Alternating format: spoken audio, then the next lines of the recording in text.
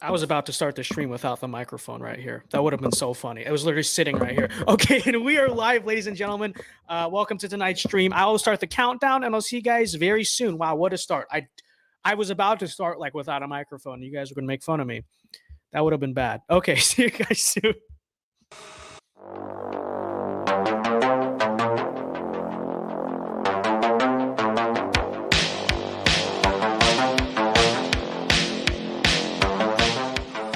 So true. I'm telling you, McCarthy nationalism, literally the future of the Republican Party. You cannot stop it. Yo, look, I'm the baby now.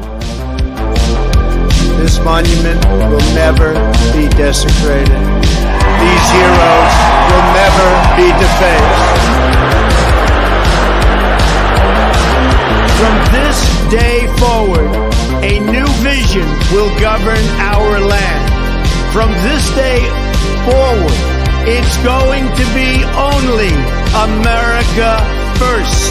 America first.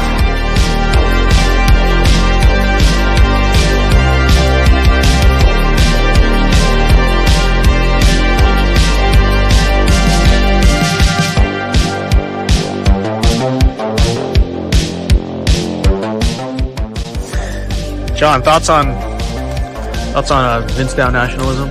Oh, I mean, I've been campaigning that for the better part of 3 years now. Before I even knew Vince, it actually appeared to me in a dream, and I just have sort of been trying to like subtly, when they say John Doyle dog whistles, he does, but not in the way they think. It's always about VinceDao nationalism. They say I'm like a white nationalist. No, I'm a VinceDao nationalist.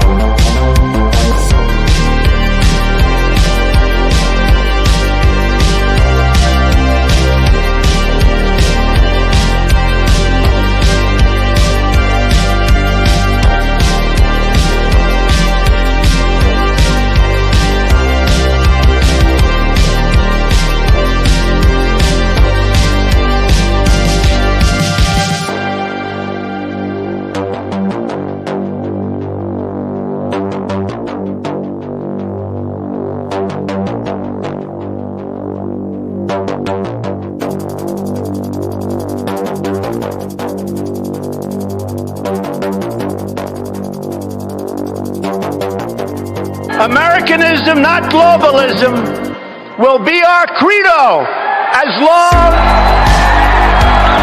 as we are led by politicians who will not put America first. Then we can be assured that other nations will not treat America with respect, the respect that we deserve.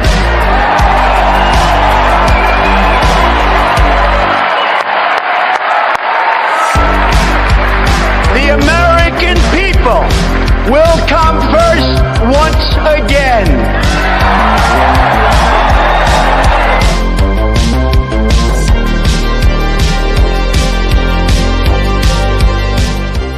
Millions of Americans sincerely love Donald Trump. They love Donald Trump because no one else loved them.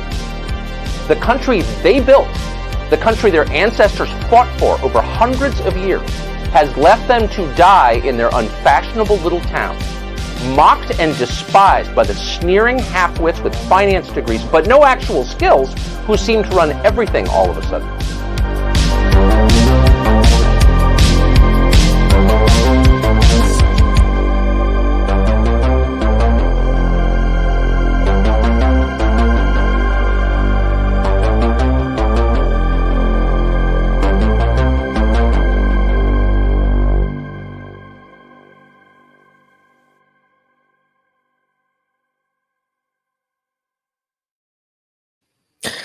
Okay, and we are live, ladies and gentlemen. Very special stream, very white pilling stream, I guess you could say. Let me adjust this a little bit.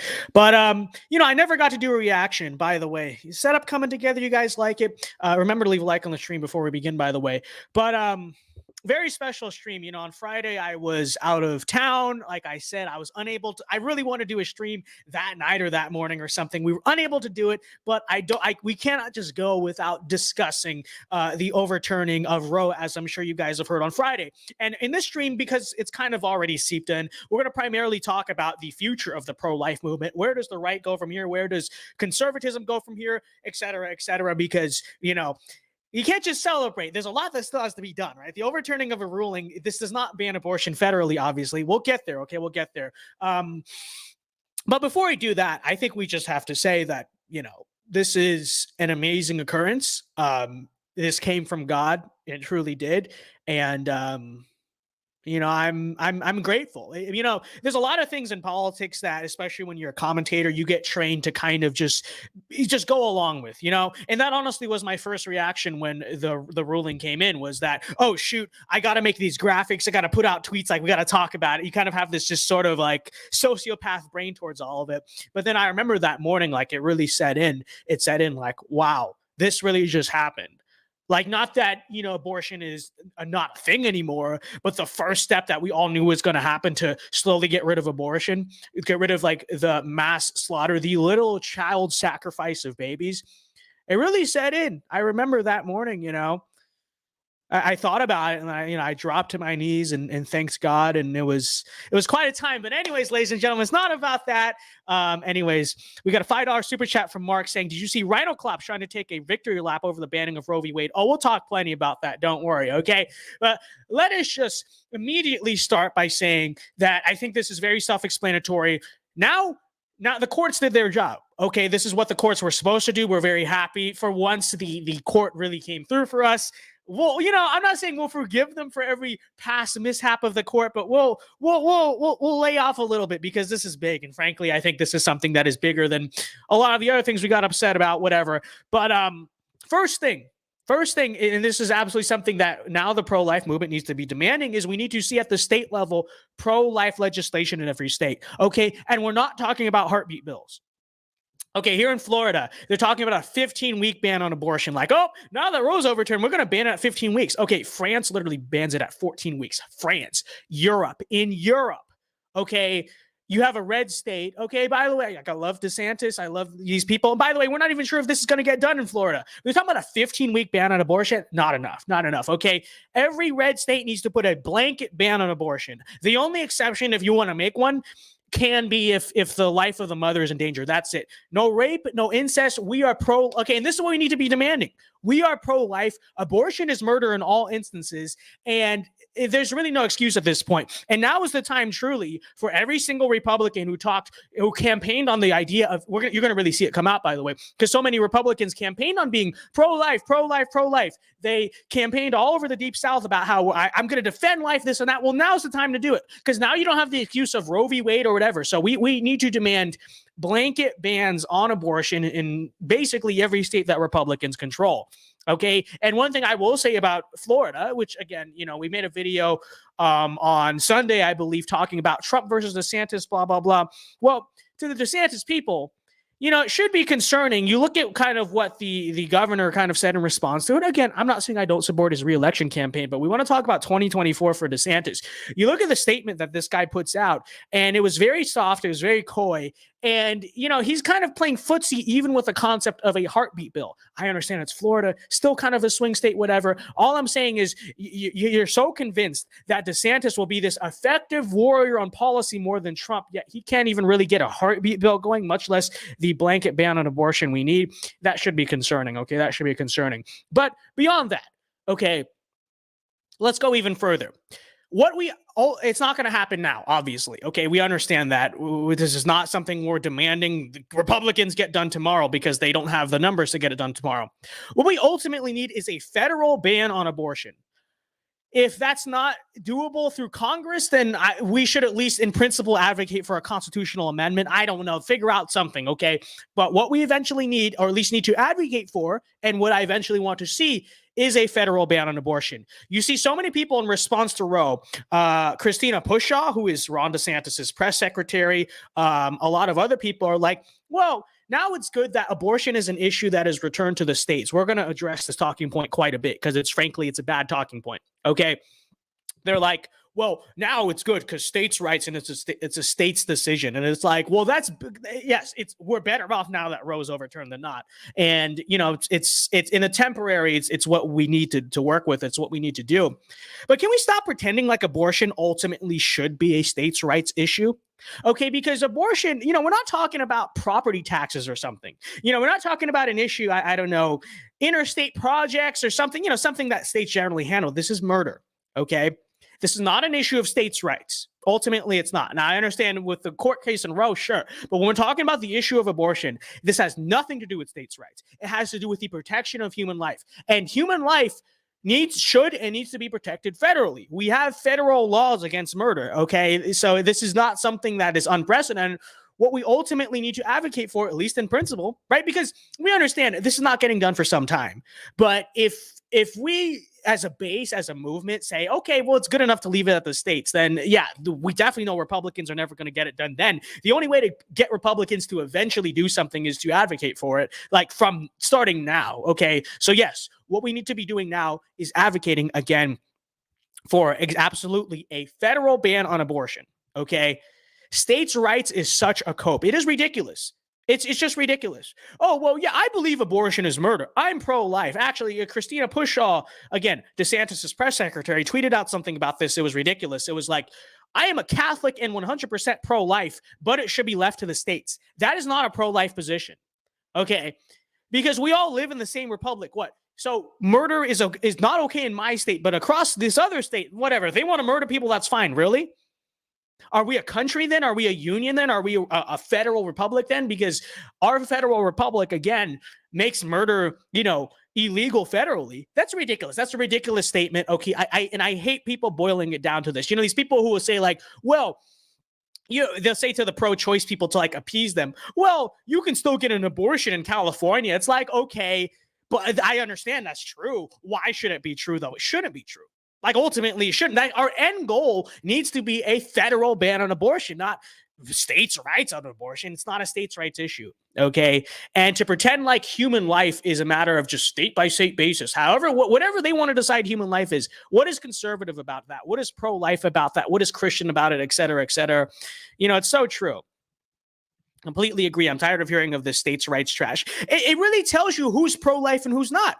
I mean, I hate to say it like that. I really do. But it tells you because the people who are moderating it down to a states' rights issue, you know, what's really pro? I care just as much about the life of an American living in California than I do here.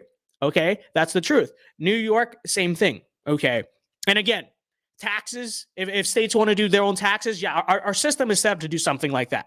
Okay, but when it comes to the protection of right to life, when it comes to the protection of life itself, why are we pretending that this is a states' rights issue? It's not a states' rights issue at all. It's ridiculous to pretend otherwise.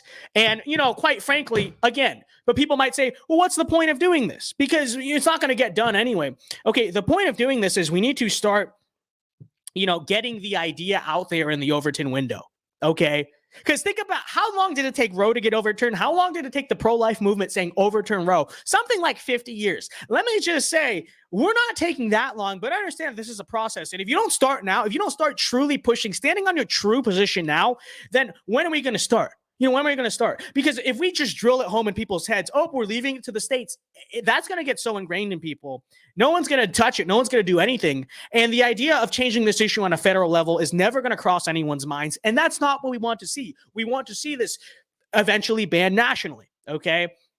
I don't know. Again, I don't know if that's even going to happen under the next Republican presidency. But if you ever want to get done at some point, you have to stop talking about states' rights. And I mean, quite frankly, even in principle, is it really an issue of states' rights? It's not. It's not. Okay. The system of federalism or whatever, I'm pretty sure murder and the protection of life is included in that. So, you know, that's ridiculous. Okay. Next thing I want to talk about is the court. Okay. So now that the court did its job, we need to push further, okay?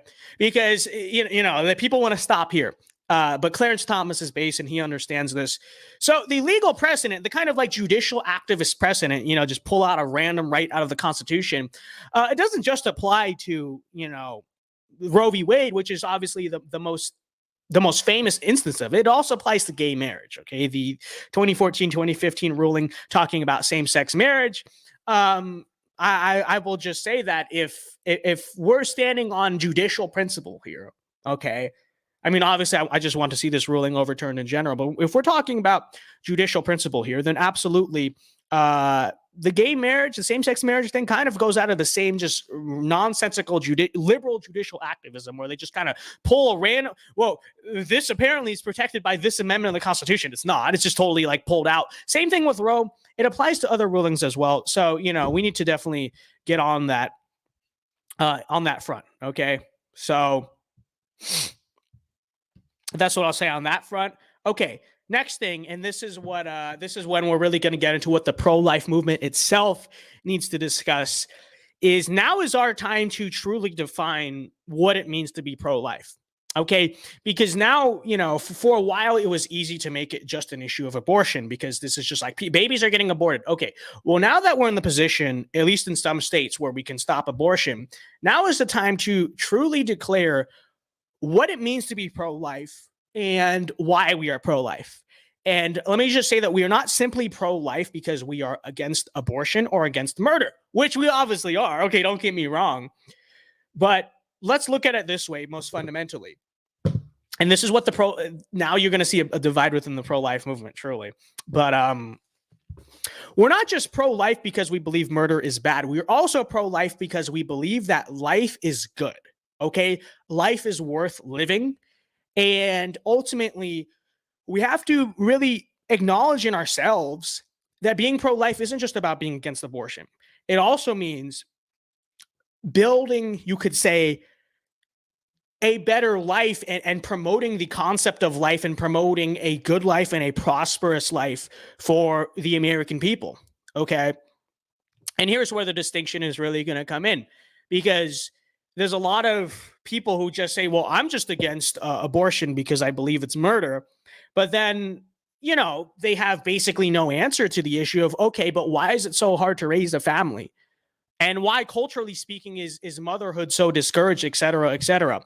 So here's, really, when you look at the response, for instance, of like pro-choice women and stuff, it's easy to make fun of. It's in some ways funny, in some ways evil. But you look most fundamentally on a cultural level, notice how scared they are. Okay, which is good. It's good that our political opponents are scared, don't get me wrong. But notice the culture we have built for ourselves, that women are scared of motherhood. Okay, it's like no one really talks about this, but you notice this. All these pro-choice women, pro-abortion, pro-murder women, I should say, are terrified of the concept of having kids, of getting pregnant. To be truly pro-life, we can't just say, well, don't get the abortion, libtard. We also have to be a society, ultimately, that celebrates life and that celebrates motherhood. Okay, because motherhood should not be something that we really fear to any large degree. Maybe we're a little nervous because it's a little, big. It's a big deal. But beyond that, it should be something that women look forward to in society. It should be something that's celebrated by society. It should not be something, don't get pregnant. I mean, yes, obviously don't get pregnant outside of marriage, but this whole concept of like, well, having a kid, that's not your greatest reward in life. That's actually going to hold you back. That's going to ruin your career, this and that. Okay. And we have to be able to declare that truly being pro-life doesn't just mean stopping abortion. It means promoting motherhood. It means promoting families. It means, politically speaking, making it easier to raise families. It means incentivizing all of these things. And it ultimately means building a country and building a culture around that country that life is truly worth living in. Not to say that life is ever not worth living, because life in itself is a gift from God. But, I think whole scale, we need to begin treating life like it is a gift from God.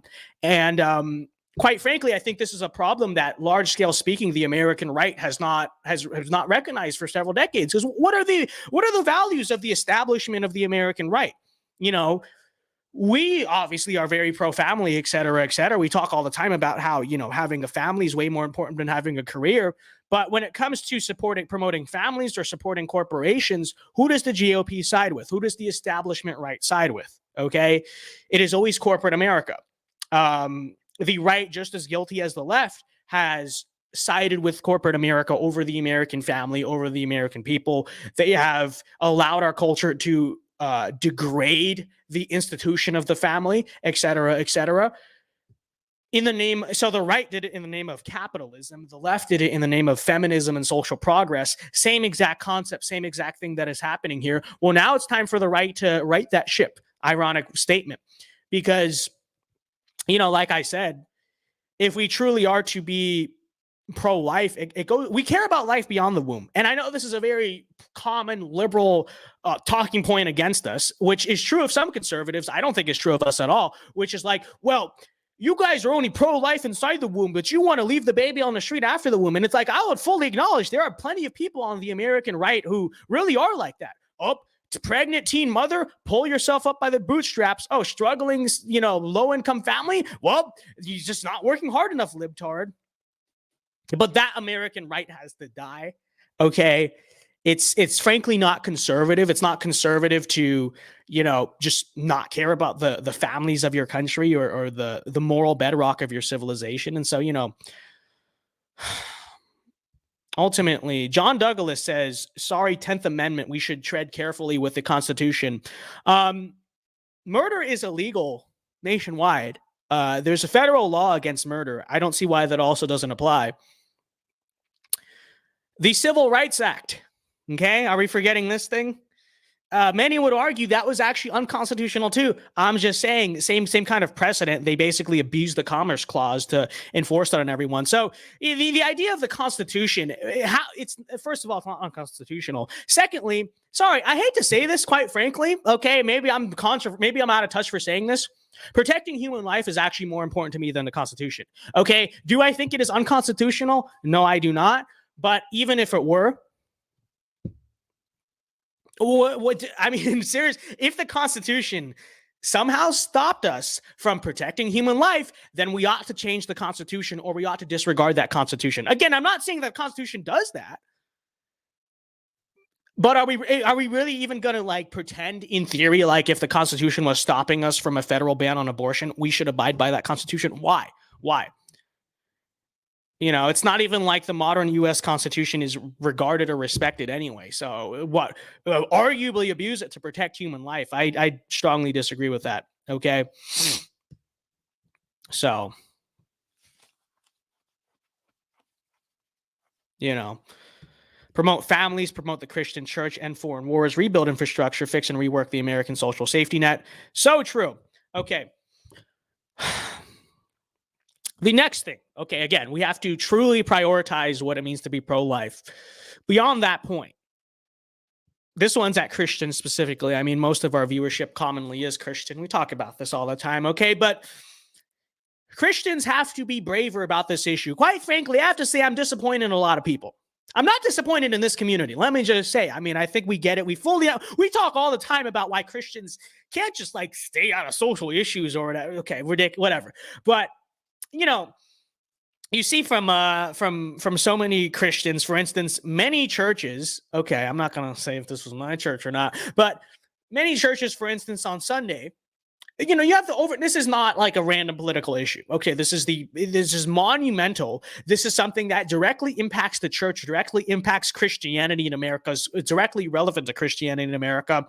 And what you have on Sunday. So obviously you have the problem of the progressive churches that openly say it's bad. Okay, we understand they're false churches, they're heretics, they're purposely false teachers leading people astray. Okay, if you're a church celebrating abortion, you are. Okay, I try to not be judgmental entirely with some of this stuff, but it's a pretty safe to say if you support abortion, you're a false Christian. Okay, truly. But beyond that point, it's not just about that. Okay.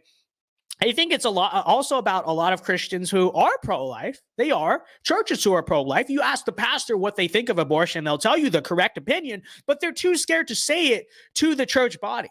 Okay. And they'll use these excuses. Like I know a lot of churches, including my church, you know, they go through the Bible in order. Okay. So they just have a prearranged teachings. And when it comes to like current events, they'll use that as the excuse. Well, we're just going through the Bible in order. So, you know, it doesn't, no. Okay. Let me just say something like this in the real world is too important. And by the way, we can imagine, I'm sure there's plenty of these same churches who use the excuse, well, we didn't talk about abortion on Sunday because we just wanted to go through the Bible in order. Okay. These are the same people who do things for Christmas, okay, Easter, obviously Easter, but like even things like Father's Day, Mother's Day, you know, they'll do separate special sermons regarding these things, but you won't talk about abortion. Okay. What it quite frankly is they are scared. Okay. You can use any excuse they want. Either number one, they're too scared to offend the church body, which is a problem. Or number two, they don't believe that what happened on Friday is important enough to dedicate a special sermon, which I, again, also think is ridiculous. I mean, that's just ridiculous. You know, like I said, not every political issue requires the church to talk about it. But the overturning of Roe v. Wade, you're really going to look me in the eye and tell me that's not important enough to dedicate? Yeah, that's ridiculous. Okay, it's just a bad excuse. Christopher says next repeal no-fault divorce laws, gay marriage, and the goal is the 1950s family. So true, so true. And I think we have to understand if we are truly pro-life, again, we have to be pro-family and pro-traditional family. And this is so true. Thank you very much for the $5, by the way. Oswald says abolish surrogacy 100%. Adoption is one thing. Adoption is good. Surrogacy is I think is just greatly immoral.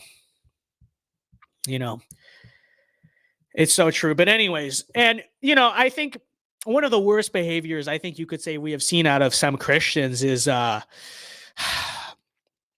see this a lot. Okay. And I saw this a lot from a lot of like right wingers and stuff, you know, which is this whole take of like, well, we have to be loving and kind and gentle towards the others. Now, let me just say, I'm not saying I disagree with this, but let me just give the take. Okay. You notice this, and I'm sure you've seen people like this. I notice a lot of Christians, they are pro-life in principle. Okay. Let me just say that. But instead, you know, the first thing they are ready to condemn or attack is basically other Christians being too mean to the pro-choicers. Okay, I see this a lot. You know, these people, they don't say anything about Roe v. Wade. Okay, they won't publicly celebrate Roe being overturned. They won't publicly attack abortion. But what they will publicly attack is supposedly other Christians not being nice enough, or pro-lifers not being nice enough to the other side. And it's like, look.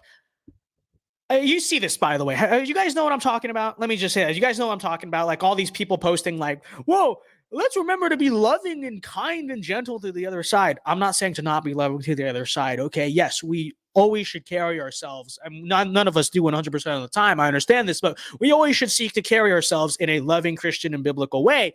Let me just say that doesn't always mean, you know, not being firm, but like, yeah, I agree. I agree. There are some pro-life people who may have acted, you know, somewhat un-Christ-like in response, but really, I really have to question what your motives are there, though, because it's like, are you just genuinely what you're trying to do is correct unchristian behavior, when at the same time, these Christians are unwilling to, you know, condemn abortion. They're unwilling to say anything about Roe v. Wade. But what they will say is what they will do is they will criticize other Christians for supposedly not being nice enough or not being gentle enough. And it's like, okay, dude, if you had it your way, no Christians would be saying anything about abortion. Okay, like what would you rather have? And it's so true. And so really with this, you have to question these people's motives truly all the time. Many such cases, it's like, is your motive really to say, well, I'm just making sure other Christians remember to act Christ-like, or is your motive that you're trying to appease your pro-choice friends? You're trying to appease the other side. You're kind of just trying to do this whole, well, can't we all just get along type of thing?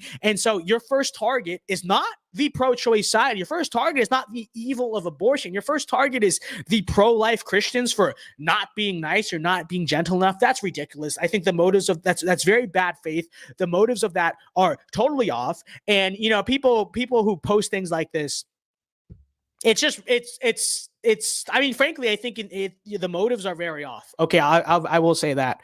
And you see this all the time. You literally see. You're not doing. You can invoke acting Christ-like. These people, they can talk about, well, I'm just trying to make sure Christians act Christian. I mean, they can say this stuff all they want. When you look at the fact that they wouldn't talk about abortion, they wouldn't have the bravery to do that, but they'll do something that somewhat appeases the pro-choice side. Your motive is not following Christ. Your motive is not, you know, just making sure other Christians are in line with biblical behavior. No, your motive is literally that you want to appease your pro-choice friends. That's literally what it is. You know, that's literally what it is. You know, you won't defend God's word against that side, but then it's like, oh, but I'll criticize other. Yeah, it's just ridiculous. Red Eagle Politics says we need to give tough love to our opposition. No more of this weak nonsense under the guise of our faith. God doesn't appease those who he condemns. It's so true. You see this graphic of they share this one around a lot. The graphic of Jesus, obviously he washed the feet of sinners, but washing the feet of like the pro-choice side. And it's like, that's true. We obviously love these people in our hearts, but let us also remember that, this whole like sissified American Jesus is also the same guy who flipped over tables and drove money launderers out with a whip. I'm not saying to do that. What I am saying is we need to remember that there is a very firm balance between, acting loving, acting in a biblical way, and literally just retreating from God's word. Okay. And this is so true. So my preacher never backs down, no appeasement in my church, but we appreciate that. Okay. Based preacher, very epic and so true, but I'll tell you, it's, you call yourself a Christian, you call yourself pro-life, at least to other people, at least the people in your private life. You won't post anything all the time, won't post anything about Roe being overturned, but you will post about how, we need to remember to be loving to the pro-choice side. It's ridiculous. All the time too. Love is not tolerating sin. So true. Jesus wasn't a pushover. This is so true.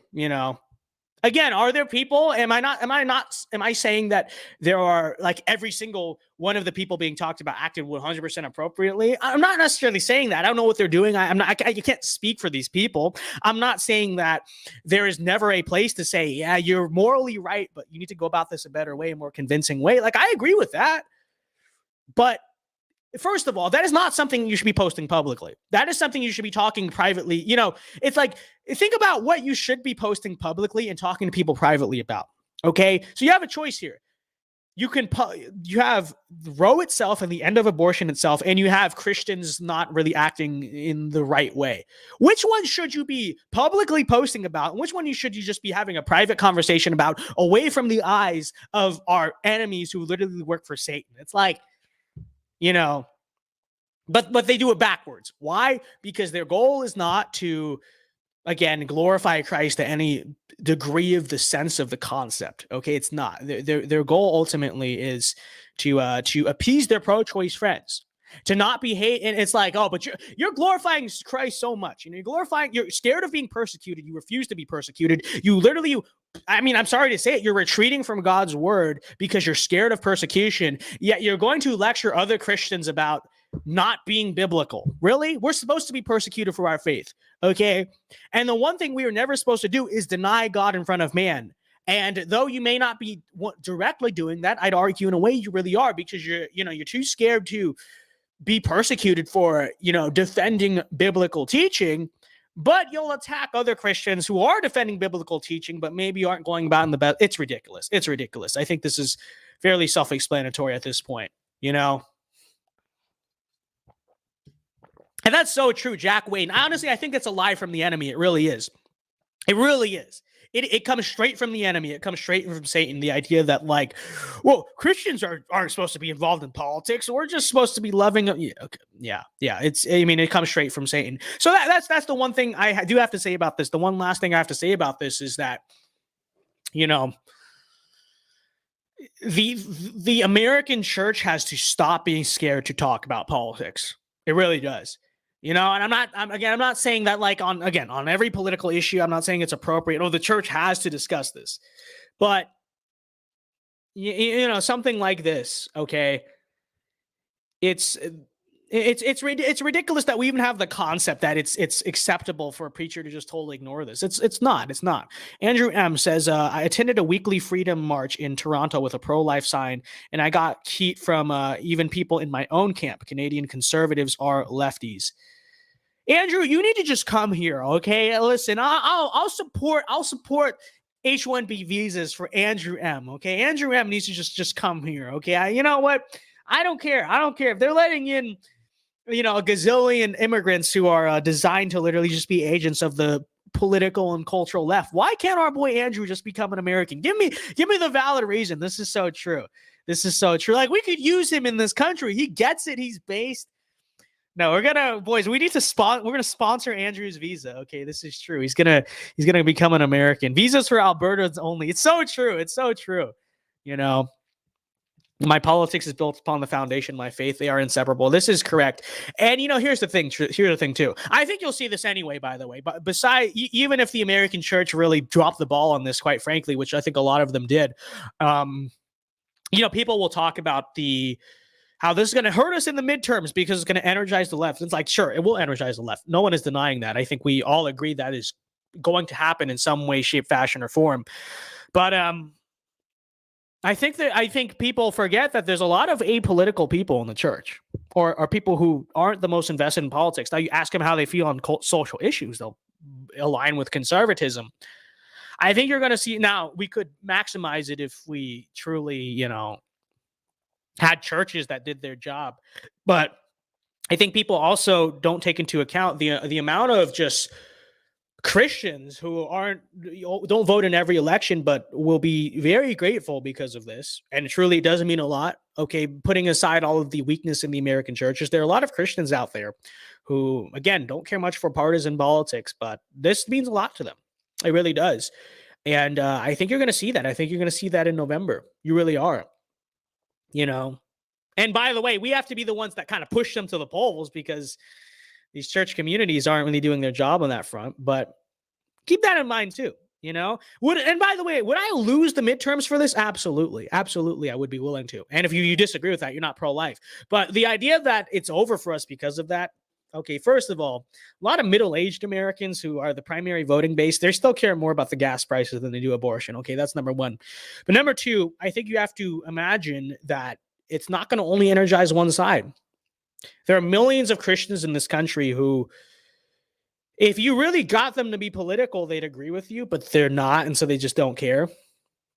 And if this is the thing that makes them political, if this is the thing that gets them involved, I would hope too, truly every Christian out there, I mean, I'm sure they don't watch this channel. Obviously, it's a political channel, but every Christian out there who is grateful and is happy about this, you got to vote. You really do. Now is your call to be involved in politics, because as you can see, as much as we don't always like the Supreme Court or whatever, as you can see, clearly voting for pro-life politicians all these years has delivered in something. And so now, if you haven't been doing it before, now is the vital time to really turn out and do that. So, Cotto is self-felting himself on the TL, calling himself a Sanger Republican and claiming a blue wave is imminent. I'm open to the idea. I think it probably may put a dent in the red wave. The idea that it's going to stop the red wave, I mean, that's ridiculous. That's ridiculous. And you really have to consider the turnout on both sides here. What's the worst that happens? A few moderates jump ship because they're, kind of they want to have abortions or whatever. Let's be realistic about this, And even to consider the demographic situation, I mean, especially we always talk about like the Hispanics or whatever. Like this might actually be something that helps us with certain demographics we're trying to win over. I'm not saying it's going to help us in the midterms. I'm not sold on the idea it'll totally like cause a blue wave or something. That's ridiculous, Marxist Dixie says, I know a lot of Christians who don't vote. They tend to be boomer conservative in their politics. A lot of them are Pentecostal. Yeah, well, I mean, I'd be surprised if you don't see a lot of people like this. I know people like this in my church too, and sometimes you could just tell who they are. I'd be surprised if you don't see an impact of that, of a lot of people showing up to vote. Because let me tell you, there are Christians out there very grateful for this, okay? And they're very grateful to the conservative movement and to the Republican Party for this. And I think you'll see that. I think you'll see that. People forget this is still there are still Christians in this country. I know it feels like a totally secular nation at this point. They are still a part of the voting bloc. In some sense, they're still a largely untapped part of the voting bloc in some regards. Don't be surprised. You will see it. Okay. You will see this happen. So, Christian nationalism is the future. This is so true. So like I said, this is an emergency stream. I guess we'll start reading chats now because I don't really have much else to say about this issue. I probably do that I can't think of right now, but we'll go through the chats and we'll kind of go from there. So we're continuing this discussion, but now I'm going to be reading the chat. So if you really want to chat, Red, or a question or whatever, you can send it in as a super chat. But let's see what we got here. Something like 15 million Christian evangelicals don't vote. Yeah. And, it could, sometimes it's a matter of, well, they're just not that religious either. And they just say they're evangelical because they grew up in the church or whatever. But that's true in some cases. But I will tell you, there are probably a lot that are fairly conservative. Now, they won't really have a stance on things like taxes or really anything that's not directly related to the Bible, because they're generally not political people. But something like abortion is true. Christopher Lowry says, killing babies, sexualizing children, promoting war, etc. sounds like Satan's platform to me. Yeah, absolutely. The cult of Moloch from the Old Testament, it's the same thing. It really is, And people always say history repeats itself, and it's so true. They're the child sacrifice to their pagan gods back then, or their demons, I should say. They do child sacrifice to their demons now. I think when you understand that, what I think is just the general driving factor behind the world ultimately is spiritual warfare. When you understand the spiritual warfare that was going on back then is still going on now, then you kind of see why things repeat themselves, do you not? Now they have a different name. They don't sacrifice children to Moloch. They sacrifice children to progress or feminism or women's rights or whatever it is. Same thing. Same exact thing going on. These people still work for demons. It's true. So yeah,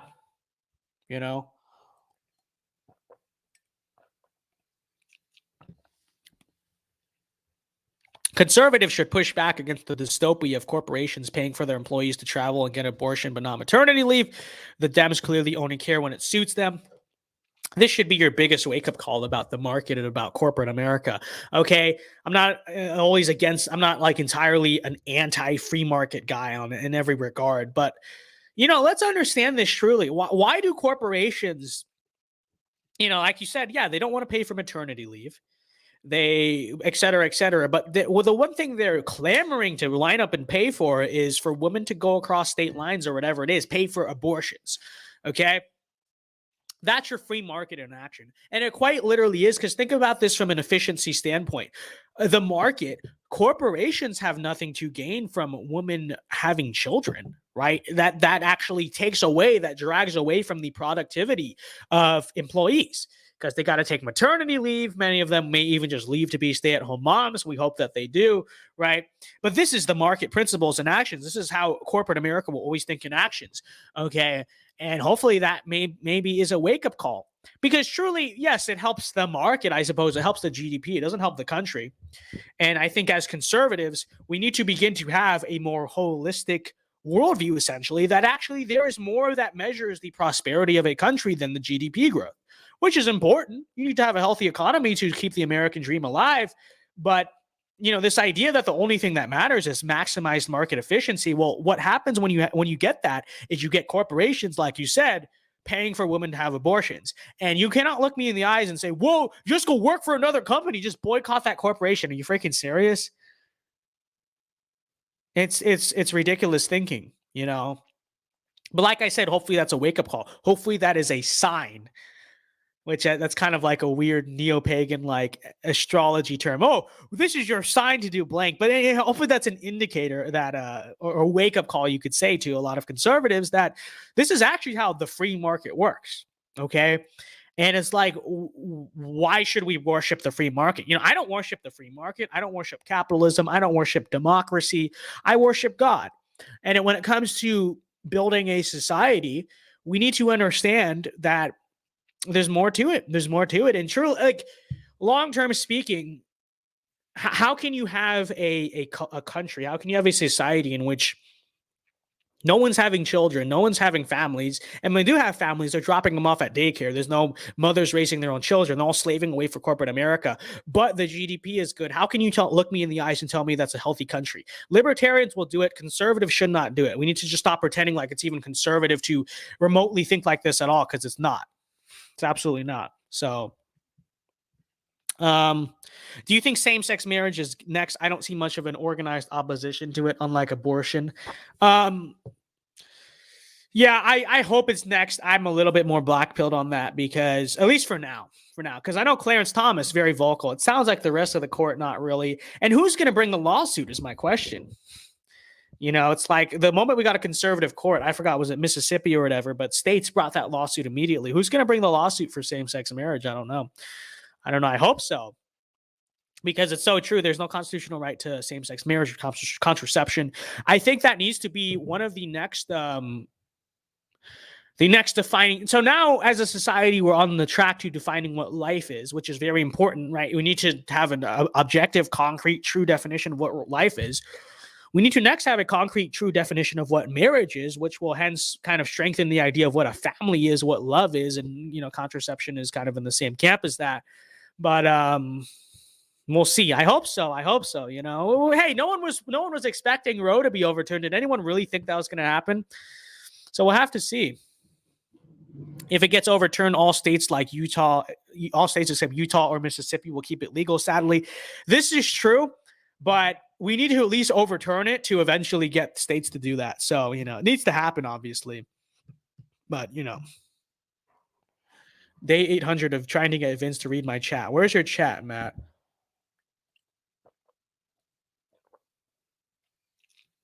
I'm annoyed by all these Instagram stories that say these states have 0 abortions.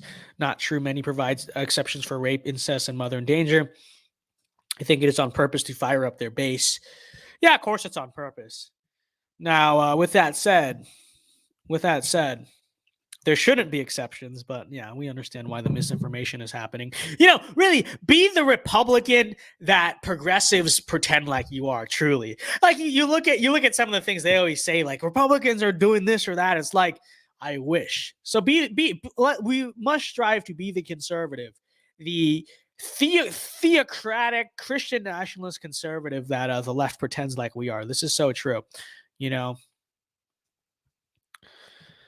It's not going to be simple to bring back a traditional family structure. In a majority of cases, the free market crowd has destroyed a lot of the necessary infrastructure for our manufacturing. Yep. And they've destroyed the culture, et cetera, et cetera. Many such cases. This is so true. So,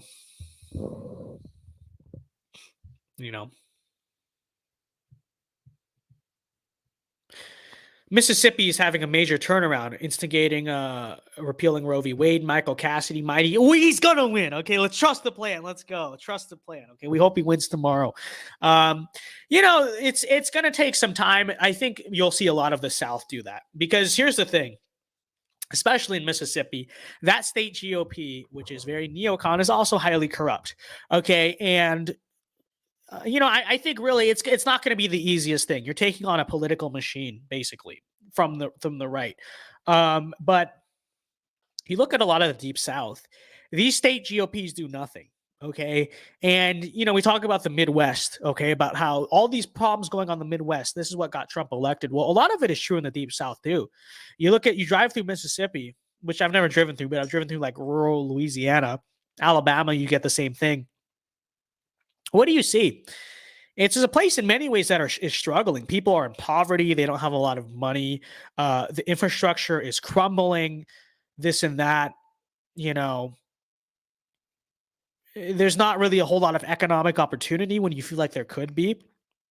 This is all to say that I think, and look, I've said this before, but the South is also the spiritual birthplace of Huey Long. When you look at the way the South was politically, before strongly coming over to like the GOP of Reagan, it was the Southern Democratic Party used to be a fairly economically populist working class party. And I'd argue that in many ways that still does exist in the soul of the South. It just has to be basically resurrected, right? It's like the average Southern working man. You really think that he's the biggest, he's against the concept of economic populism? No, not necessarily. I think, and look at how popular Trump even is in the South. I think it's really a matter of understanding that largely the reason why the South votes Republican, I would say majorly, is because of social issues. Now, because they've been in the GOP since Reagan, because they're legacy GOP, yeah, the culture in many ways has just changed to also support like the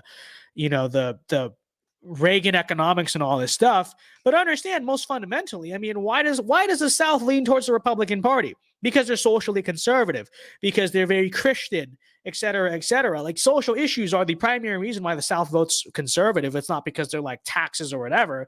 And so really, if you run, I would say, a very socially conservative platform that is also kind of like economically populist, where we want to be, very Trumpian in nature, it's not going to break through necessarily at first, because again, we're taking on a political machine in these state GOPs. But like in the case of Michael Cassidy, you know, this guy talking about how we're going to pay families to have kids and stuff, big economic populist, big social conservative, you know, especially when you look at kind of the problems that the South has, I think that can actually be very appealing. I think it really can. In the same sense that it's appealing in the Midwest, it's just going to take more time. It's going to take a little bit of conditioning to break, but I don't think it's entirely impossible, you know? Going to bring up my comment celebrating Dan Crenshaw. Going to bring up my comment on Dan Crenshaw celebrating like he did anything now. This is so true. You know, I'm going to do a video on this probably tomorrow, Wednesday, but we saw an article from the National Review basically saying this is not Donald Trump's victory, okay? And it said something along the lines of, well, just because he got lucky and it worked out for him, dude, any Republican would have done it. Nonsense. I'm sorry, but that's nonsense. That's just not true. Let us remember, like, let's just remember, yes, we have this court now, okay? But Mitch McConnell would have, okay. Let's remember just how difficult it was actually to get these justices confirmed. Are we forgetting that? Like Neil Gorsuch. Okay, you could make the argument, well, any Republican president would have done that. I would argue many people would not have stuck by Brett Kavanaugh. You look at every other Republican in the 2016 field, which one of them would have stuck by Kavanaugh if they were put in that situation as the president? None of them. None of them. They would have all folded. Or even if they didn't fold, they wouldn't have had really the political willpower, I would argue, to like unite the Republican Party to confirm Kavanaugh. They wouldn't. It's just true. Even like Amy Coney Barrett, you know, confirming her before the 2020 election. Are we really to say guaranteed that the 2016 candidates would have done that? You know, they can easily play backseat driver. Oh, of course I would have. I mean, if they were really in that position, I don't care if Ted Cruz voted to confirm Kavanaugh in the Senate. Would he, as president, have the leadership and the moral courage to get that done? I think the answer is no, quite frankly. You know, so let's stop pretending like it's like, whoa, he just got lucky because he was president during the right moment in history. No, Trump made that happen. Okay, surely he made that happen. You know, yes, Clarence Thomas, has nothing to do with Trump.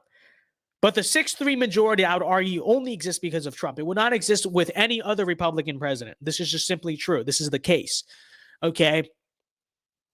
And so, yes, like Trump does deserve the credit. This is Trump's legacy. And frankly, you know, if the loser right, if the National Review, of all these people, well, we would have done it too, then why didn't you do it? Because it took the Trump movement 5 years to do what the National Review and people have been claiming they're going to do since 1955. That's when the National Review was founded, okay? So the concept that it's not Trump's victory, that's ridiculous. That's ridiculous. What other Republican would have gotten it done? None of them. None of them would have done it, okay? It's just easy to look at it now like, well, that's just circumstance. The seats came open. People forget. Short memories, you're forgetting how hard it was to get these justices through. It was only through Trump and Trump's fighting spirit that was possible. Okay? You know, so these National Review people, many such cases who, you know, like, quite frankly, it's like they've done nothing but lose and lose since 1960, okay? Since 1960, the Fusionists have had control of the conservative movement. The National Review, the Young America's Foundation, the Goldwaterites, et cetera, that kind of like founding stock of Fusionist conservatism, okay? These people have had institutional control of the American right since 1960. Watergate solidified it for them. And what have they done? They have done nothing, okay? They have done nothing. They have done nothing but lose and lose. And for these people who, oh, Trump is such a disgrace to conservatism. Yeah, you know what? Trump would not need to exist if the National Review did its job for 50 to 60 years, but they didn't do it. The reason why we are here, where we need, you know, a New York Playboy billionaire to come along and fix American conservatism, is because American conservatism, these people, they've done nothing. They've done nothing but lose and lose. And honestly, The same goes for the Christian right. The same goes for the evangelicals, okay? All the, and I'm not saying it's only evangelicals, but all of the Christians who said, but there is the thing of evangelicals for Biden. Remember that? Pro-life evangelicals for Biden, ridiculous, okay? All these people who are like, well, Trump is divorced several times. How can you support that as a Christian? I'm going to be a good Christian, not support Donald Trump, because I don't think Donald Trump's behavior is very Christian. It's like, okay, but you supported George H. First of all, we'll address that in a second. You supported George H.W. Bush because he didn't curse, because he didn't make fun of John McCain. The dude was pro-choice. Are we forgetting this? George H.W. Bush was literally pro-choice until Ronald Reagan, based Reagan take, by the way, was like, you can't do this. You're going to be pro-life. Okay. George W. Bush, same thing. Same thing. This guy wouldn't talk. This guy said nothing, by the way. He did nothing about abortion in 8 years. In 8 years, George W. Bush did not speak once at the National March for Life, not once. And the guy has not said anything about this ruling. Have you heard anything from George W. Bush? Has he come out of the closet? Has he come out of the ranch that he lives on to say anything? No, you have not. Why? Because, again, so whatever.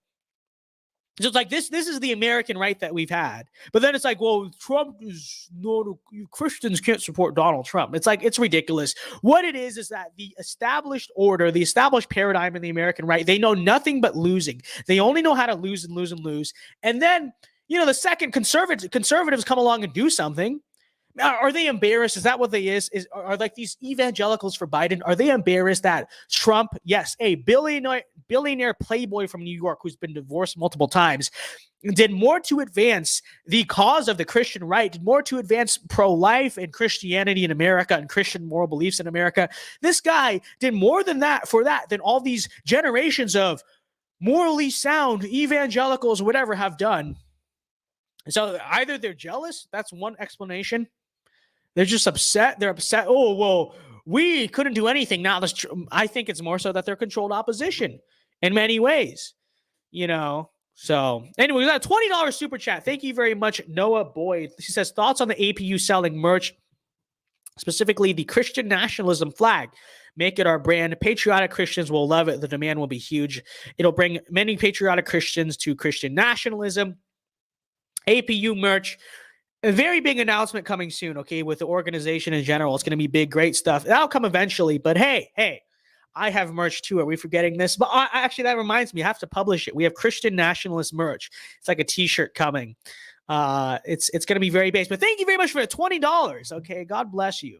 Very epic. So it is coming. But we do have my own merch. Link in the description. Or go to www.thevincedao.com, which is your reminder, by the way, to like the stream. Be sure to leave a like on the stream.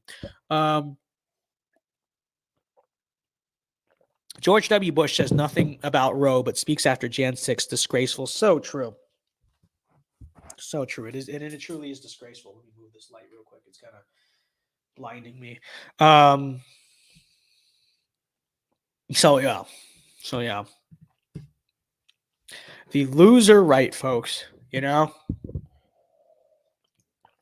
this be your sign that the way you win is be aggressive with power.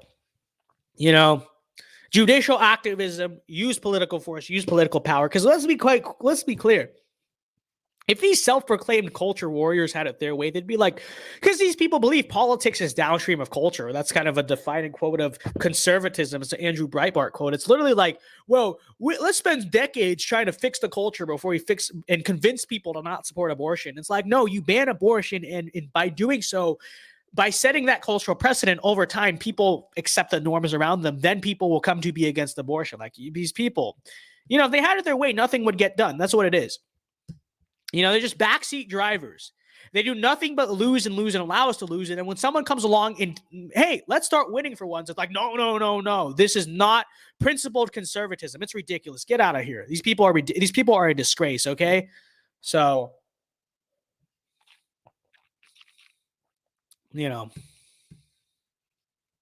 aggression and power is necessary for change. These people have no determination or strength. It's so true. In many ways, you could argue these people were set up to destroy the American right. It really is. And neocons especially, Irving Kristol very famously said he wants to hijack conservatism against its will to make it capable, in his words, of governing a 21st century democracy or 20th century democracy, whatever that means. And so what it means is these people are very openly admitting that they basically want to turn the right into controlled opposition. And this is true. So the server says pragmatism or idealism. I think that's a false dichotomy. I think we should have ideal beliefs and work pragmatically to achieve those. I think it's a false dichotomy in the same sense of like individualism and collectivism are a false dichotomy. We should be idealistic in our vision for the world and work pragmatically to get there, work strategically to get there, you know. So really, I am of the belief of both, at least in a right-wing perspective, and also pragmatically understanding we're never going to reach our ideal, but if we get as close as we can to those ideals, then we'll have a country and a world that's better. Understand that, you know. So. And people may say, well, how is that different from the left? Because you could say the communists are idealists, but they never get there, and so it ends in failure. But I think the difference is, you know, communism itself, even if it's in its purest, real communist form, it's still a bad idea. It's still terrible. It's still satanic. It's still evil, right? It's not that it's just applied wrong. It's that it is wrong, right? And so, of course, as you get closer and closer to real communism, more and more people die, and it's worse because real communism is a bad idea. Now, because our ideas are good, because wanting a conservative, hierarchical, natural society is good, even if we don't achieve it 100%, getting closer and closer to that in a pragmatic sense towards that ideal will make society better off. Still, even if you don't get there 100%, which you won't. That's the difference. And that you could say that's what makes our idealism distinct from the left's idealism, is literally the fact that our idealism actually strives towards a place that is good, whereas theirs is not. So it's so true, you know. Overturning Roe is only the beginning. Remember that conservatives have been losing for decades because we have been stagnant like swamp water. This is 100% the case. It's only the beginning. And it goes beyond abortion, by the way. Being pro-life goes beyond abortion, and we need to kind of set that trend, you know. Communism lasts like at most 100 years, but Christian and religious societies lasted centuries. This is so true. This is literally the case. Okay? And they've even lasted through different regime changes too, which is important to understand and recognize. Matt Heilman says reason or National Review. We need to burn both. Vince prefers reason. You're very funny. You're very funny all the time with Joker Matt, Jester Matt. We should call him, truly. You know. Christianity is 2,000 plus years strong. This is true, and it's going to be strong till the end of eternity. Literally the case. Literally the case. Was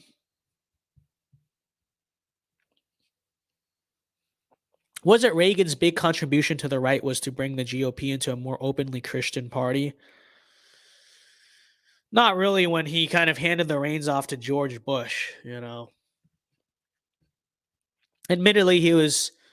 I mean, if you look at the social beliefs of Reagan today and compare them to back then, or compare them to what the GOP was since and is now, then yeah. But, you know, I would argue part of his problem also, though, is that he really kind of instilled like this sort of fusionist philosophy that, even to the extent that which he didn't believe it, many people after him abused, essentially. And so, you know, it kind of goes both sides, because I think he definitely did, you could say, yeah, make the right a little bit more openly evangelical. Like there was or openly Christian. Like there was sort of something of like a mini Christian revival on the right in the 1980s. That part is true. But the flip side of that is, I'd argue, Ronald Reagan's kind of governmental philosophy that he at least promoted or made mainstream on the right took Christians out of politics in a lot of ways. And you could see the effects of that now, you know. Now, maybe if he didn't hand the reins off to Bush, things would go differently, you know. So Mark says, think Justice Thomas planned to conceal, thank you for the 5, by the way, says, plan to protect, conceal, carry, and overturning Roe in the same week to F with Joe Biden. It is good timing, I do have to say. But, you know, I don't know the order in which they did it, who knows. But it really is, I do have to say, the order in which they released these, it really is just perfect. Because what they did today, you saw they had a ruling protecting public prayer, right? This high school football coach used to pray publicly during the games, and then the school district tried to stop him from doing that. Supreme Court ruled in his favor that he's allowed to pray publicly. Big win for religious liberty. But look at the string of it. It's like guns, then life, then God. It's kind of perfect. It's very poetic. But I would say at the same time, I'm not even thinking of it in this regard. I think the real kind of symbolic importance to me is the fact that this happened during their Pride Month. Isn't that based? We took steps to reverse the sexual revolution and restore prayer in American institutions on their cute little Pride Month. That's epic. Their little, 6th month of the year with the 6 stripes. What did we do? We reversed the big abortion ruling. We protected we protected our religious liberty. That's epic. So Clarence even voted against the Jan 6 stuff in a 1-8. Yeah, he's literally our guy. Dark Clarence, literally. And, it's not a revenge tour either. People saying Clarence Thomas getting his revenge. It's not revenge. It is justice. Based. And only a couple months away from. Yes, it's so true. We're redeclaring our independence as a nation. Okay, we're redeclaring our independence. We need a declaration of independence as an American nation and as American people from the satanic Marxist regime in power. This is so true. And this is the step. We need, unironically, we need to rewrite a Declaration of Independence on the 4th of July this year. Declaring independence as a people and as a nation from this satanic cult of literal communist demon worshippers. And I'm not trying to use boomer rhetoric here. I'm literally just being unironic when I say that's what I kind of believe we are. But it's so true. We're going to declare independence from the globalists and the Satanists and all these people on this year's July 4th. It's truly going to be epic. It's going to be so true. We're redeclaring our independence, folks. We really are. I need to tweet that. Okay. Christopher Laurie says, I hope I'm saying your last name, by the way, correctly. The left uses separation of church and state argument. It's a cope. That's correct. I think, here's one thing I kind of tweeted about this week too, which is that we need to also understand, and I think it strengthens the separation of church and state argument against that, is the fact that we need to understand where separation of church and state actually comes from. Because there's a common misunderstanding that the entire structure of the American government, the Constitution, the Founding Fathers, all this stuff, was all influenced by the Enlightenment, right? The secular, liberal Enlightenment. The Founding Fathers were all deists, don't you know? The separation of church and state actually does not come from, the concept of that does not come from John Locke or Voltaire or any of the Enlightenment thinkers. It does not come from the Enlightenment at all.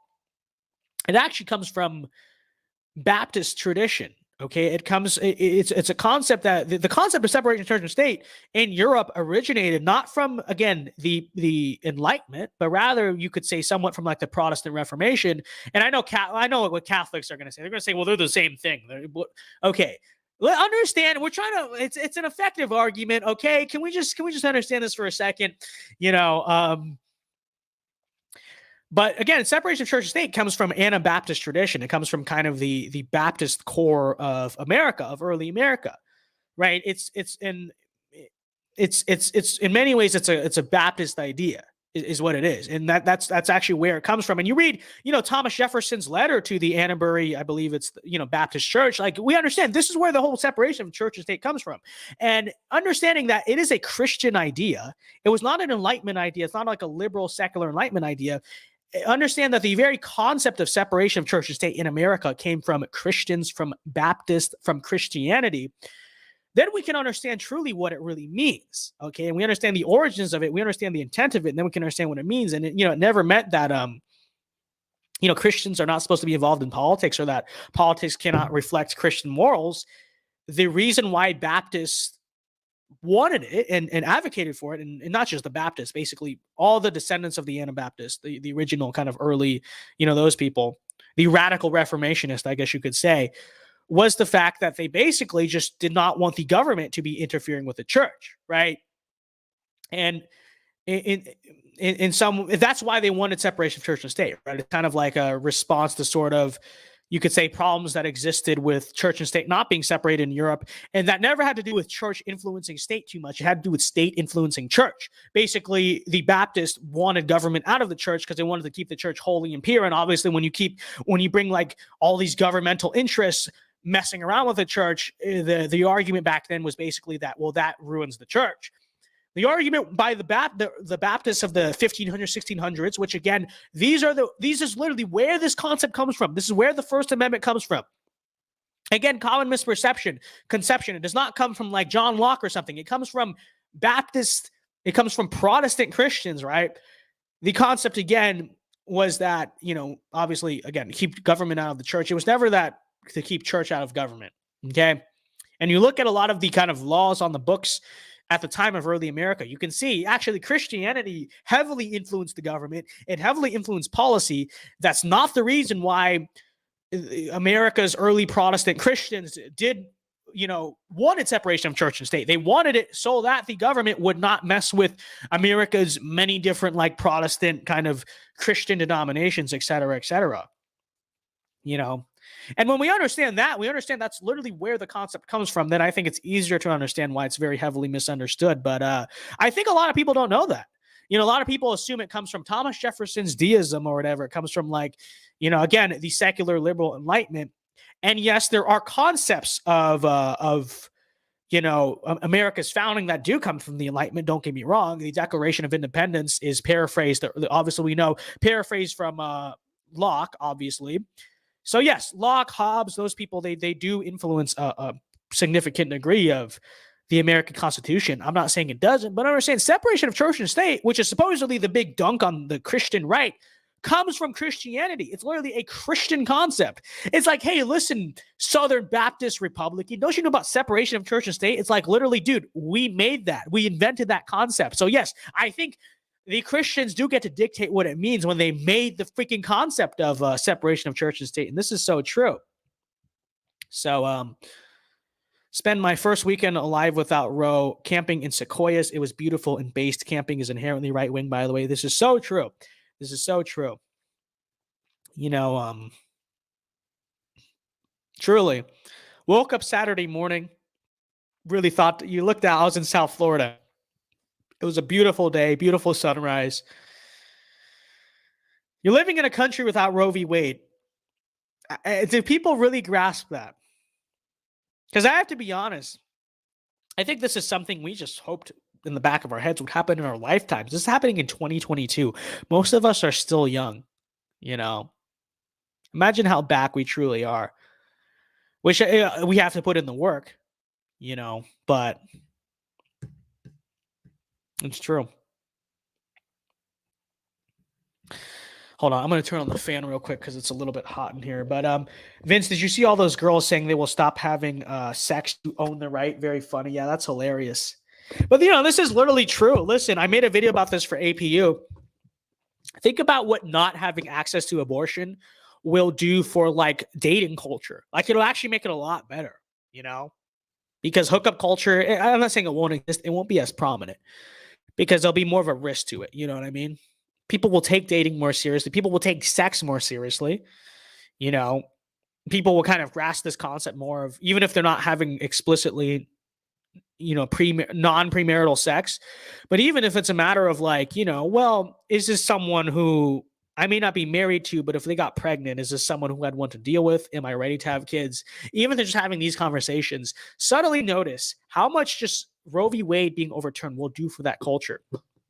5 to 10 years from now, I guarantee you abstinence is going to be more prominent. Promiscuity is going to be less. I'm not saying it's not going to go. I'm not saying it's going to go away. But see where it is. See where the needle kind of moves on that. Truly.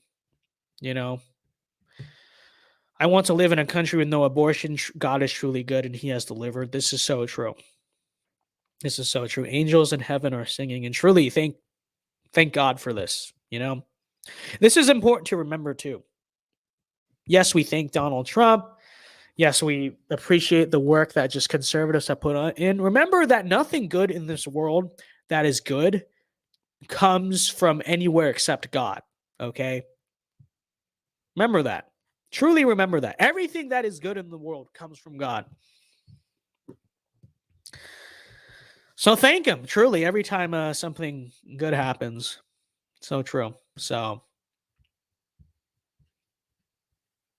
okay, like I said, let me turn on the fan real quick. The overturning of Roe will definitely push us more right. 100%. 100%.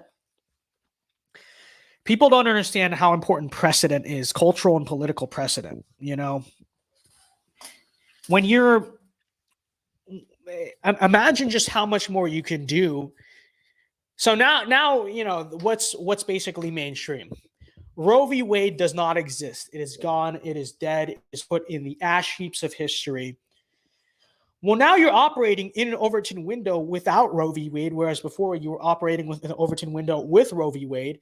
Just consider that. Just consider, how does that change the little things? Truly. And I think we've kind of laid out to an extent how that changed the little things, but it's big. You owe me $5 every time you adjust your hair. So not true. So not true. Okay, who are you, Tater Putin, to even say that? So, yeah. Let's look at some other chats here, folks. Actually, I should address Noah's $20 super chat he sent earlier. Okay, we'll order this book. All right. This guy has been just commanding us to order Wild at Heart. All right. You know what? Let's go on Amazon right now and order it. Money, unironically, a little tight right now, mainly just because I have a lot of traveling to do this summer. Trying to save some money. But okay, $10.89. It's actually half off. Okay, we'll get it. You win, Noah Boyd. Actually, you're sending me the money to buy this, are you not? So it's so true. We can get the paperback for half off. $21.29. Or we can get it used for $1.07. Should we just get it used? I don't know. What are we thinking on this front? We can get it new for $10.89, which is not bad. I'm fine paying that. But we can get it used for like $1. That seems like a steal. I don't know how we can we just ignore that, okay? It's very tempting. Yeah, the shipping will take longer and it'll be used, but it's $1. It's literally $1. That is so literally paying you for the book. This is true. I forget about this. People are saying to get it used. Okay. All right. We're thrifting. We're thrifting for books, folks. I will tell you this. All right. Wait, what happened to it? Now it's only saying from $6.43. I mean, okay, well, we're just going to order it new. Now, I don't know what happened to the $1.07 book that was false. Oh, wait, no, hardcover. Okay, there it is. You can get hardcover for $1.07. It's going to probably be torn. There's probably several pages removed. A baby that literally just destroyed it. Okay, it says it's in acceptable condition. What does acceptable condition mean? Okay, we're about to find out. Because I'm ordering this. Add to cart. I don't like supporting Amazon, but I don't know if we can find this in a Barnes & Noble, if we're being honest. So. All right, you guys win. Wild at Heart is about to be ordered, folks. Let me just put this in. Save password. Place your. It's $3 shipping. Okay, whatever. Fine. Still cheaper. Boom. Big numbers. So big. All right. The current composition of the Senate is acceptable condition. No, it's not acceptable. I'm an intern at Amazon. You're an intern at. Oh, I hope you're interning at something corporate then, because hopefully you're not interning at the warehouse. I feel like that would just be an insult, because it's just like a minimum wage job. I'll go work at the Amazon warehouse or drive an Amazon truck. It's like you're interning there. I hope you're interning at the the corporate aspect of it, not just like the warehouse, because I feel like that'd be Andrew M says no, I don't support Amazon. What do you want me to do? He's asking me to order a book that I'm pretty sure is not at my local bookstore. It's $4. Like, this is the hypocrisy of the American populist. It's so true. We hate Amazon, we hate corporate monopolies, but when they allow us to buy far right literature, you got to do it. You got to do it. Okay. Truly is. Truly is. You can deal with it. Deal with it. Okay. No, I'm in Seattle working as a software developer. Okay, that's good. APU event in Tampa this summer. It's so true. Save the date, July 22nd. If you're going to SAS or you're considering going to SAS, well, now maybe there's an extra reason to go to SAS, which in itself is going to be a pretty good event. DeSantis is speaking there. Trump is speaking there. It's not, but not a reason. I think there's plenty of reasons to go to that, but an added incentive. Hey, we're doing an event too in the evening. It's true. It's happening July 22nd. Save that date. I would advise, Turning Point, if you go to that conference, it's not that expensive. They pay for your hotel if you want to, and they can even pay for your travel if you want to head out. Just go to the conference. Like I said, Trump there, DeSantis there, a lot of people there, and we'll have our event. So there's another incentive. I'm going to advertise their event to advertise our event too. Truly, you should. So, Americanist Library is the place to buy books. We'll have to check that out. What book did you buy? We bought Wild at Heart. Noah Boyd has been saying, buy Wild at Heart, Wild at Heart. Okay, so we did it. We did it. All right. So.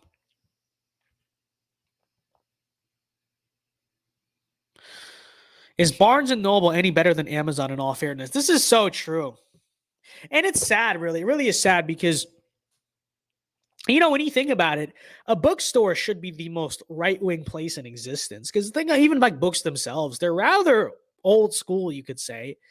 It should be a conservative thing. You go enjoy, pick up, classical literature, solid American literature, things like that. But instead, not just Barnes & Noble, the concept of a bookstore. It's just where a bunch of 40-year-old suburban liberals go to just read their stupid books about Oprah or whatever. It's sad. It really is. It really is. Because the bookstore should be a right-wing place. In concept, it's a right-wing place. But this is what they'll do.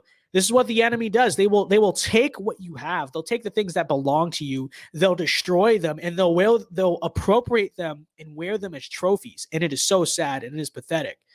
And it truly is. And get Starbucks. This is also true. Starbucks is just stupid. But the concept of a coffee shop too, it should be a right-wing concept. It really is. It really should be. But good luck finding any coffee shop in America that seems right-wing to you, It's all weird baristas and stuff like that. It's very sad, We need right-wing bookstores. Is Half Price Books the right-wing bookstore? I've never been to Half Price Books. I don't know. We'd have to see. Osborne says, what are your views on weapons? I feel like this is a very vague question. I don't know. But I think it's good to have them. If you're asking what my view is on the Second Amendment, I obviously support the Second Amendment, but I've kind of changed in the reason why I support the Second Amendment. I do have to say that because I feel like, and I was thinking of making even a short about this or something.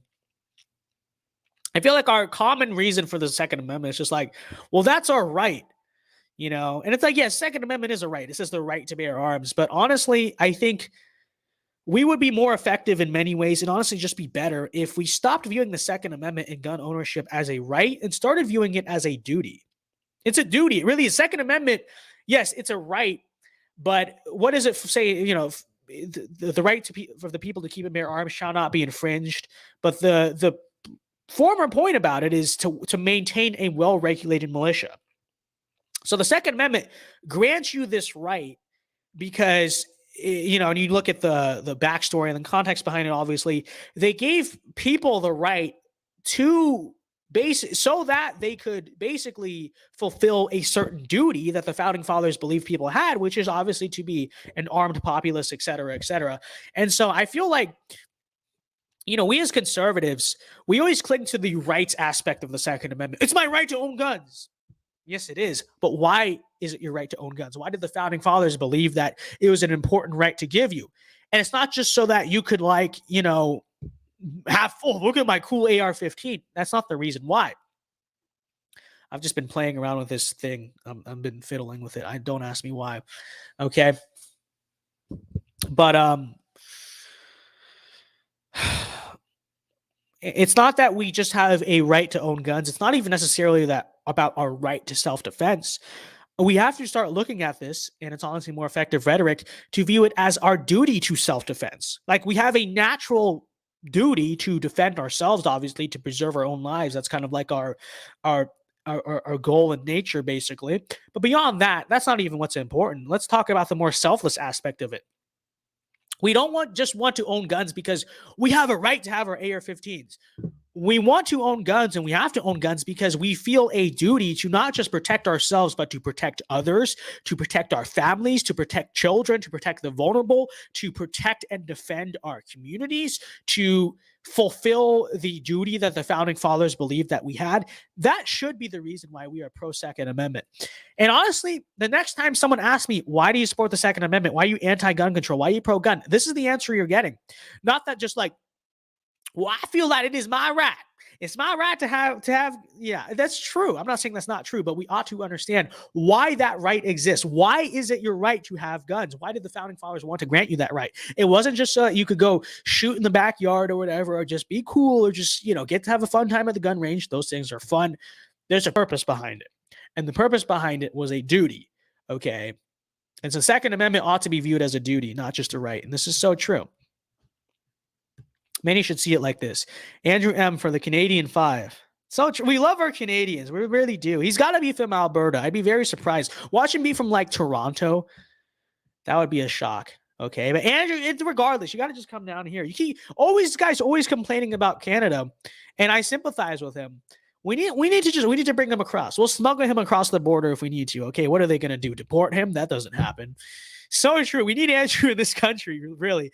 Anyways, he says, would you be open to starting a Zoom or Discord community for us APU chat members? Plus, I have been sharing APU content to some friends and family. I would be open to it. It's just we'd have to logistically figure this out. Like, I want to do a Discord for or some type of like private channel for the members on this channel even. But I don't. Someone's got to set it up. I don't know how that stuff works. So if someone wants to volunteer to help out with that, email me or something. I don't know. But I think we could do it. I would want it to be private, no public Discord servers. Okay. It's going to be only with trustworthy people with the Epic members. But yes, I think this needs to happen for sure. Andrew M needs to just find, yeah, this is true. Andrew M needs to find an American woman and just do the 90-day fiance thing. Find a based American woman, obviously. And, that's his ticket to America. Hey, abusing the immigration system, it's based when we do it. So true. So true. Tater Putin says, what a name, by the way. Tater Putin. I love that name. What a name. He says, how can you defend the Second Amendment when deer don't have bulletproof vests? So true. So true. Explain this, conservatards. Explain this, Q-tards. QAnon is seething at this take. Thank you for the $5, though. Thank you very much. Problem is that with a Discord membership is that anyone can pay $5 a month to then leak everything in the Discord. Well, this is just true. And I don't know. It's even if it's not about leaking, it's about reporting it too. Like, I know Ray's and John Doyle's Discords have been taken down multiple times. It's like, I don't know. We have to figure something out. But I do want to do it. Someone has to set it up, and someone has to set up a vetting process. Okay. And I don't necessarily even have like time to do that, but so someone else can do that. Mike says, hey, Vince, maybe you can marry Andrew so that we can trick the libs when he gets a citizenship. That's just, no. What a sussy baka. What a sussy baka statement right there. Why don't you marry him then, Mike? Huh? What's suspicious take here, folks? Okay, I'm suggesting that he find an American, because I don't care if it's just abusing the system for the government. No, it still matters. Okay, he's gonna get married to a woman in front of God. Okay, this is true. It's very sus. What if Andrew is a pretty girl? Andrew, common female name right here. It's so true. We're gonna be gay conservatives that own the libs. Real.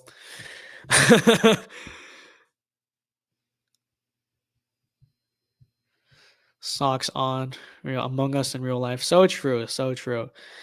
Vince out of context account is gonna have a lot of content tonight. Real. Thank you for the super chats tonight, by the way, guys. We've been doing very well. I really do appreciate it, because I have to say that road trip that we had to take was not cheap, and I still haven't even gotten my flight money back because it's in like credit. So so thank you very much, guys. Truly, it truly is. Okay. Noah Boyd says DeSantis restarted the Florida State Guard. That is based. Jackson says APU Hype House is real. We are so back. So true. So true. This is we've moved in with Jackson. Actually, Jackson, you wanna just pull up? I mean, I think I hear you home. So if you want to just come in real quick, we have to introduce Jackson to the community because he's starting a channel soon, and we need to really drill home the point that he is one of us. Although I'm worried if Jackson comes in here, he's going to trip over these many cords we have and disconnect the whole stream. And then the chat's going to be like, 627. So true. Sam Henry says, add me on Discord and DM me if you want to start the APU server. Okay. Okay. Remind me to do that like later. You have just message me on somewhere. I don't even know. Liesel, who I don't know if this is a girl, by the way, but it says, I'm sorry, he or she says, what's our female percentage on this channel? I believe it's about 6%, 6 to 7%. You want to go look? Let's look right now. Jackson says, I just left. Got to go take care of women. Next stream, though, of the woman. Okay.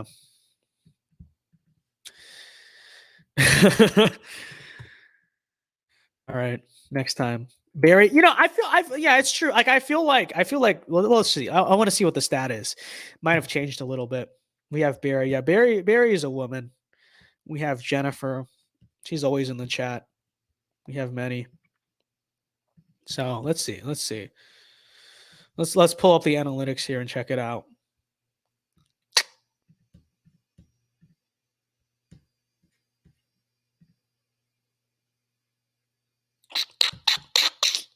Audience, here it is.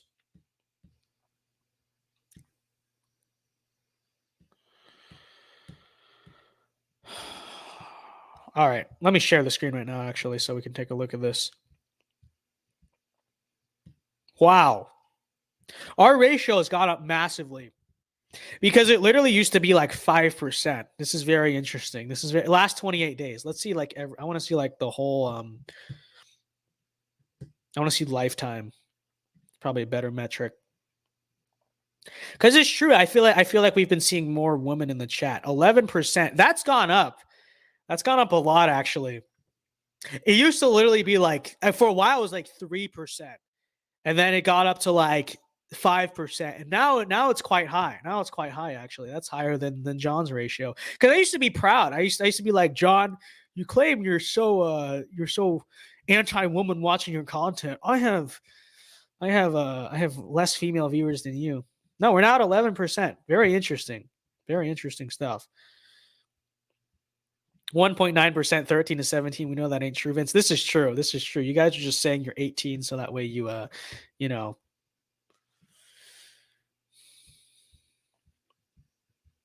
So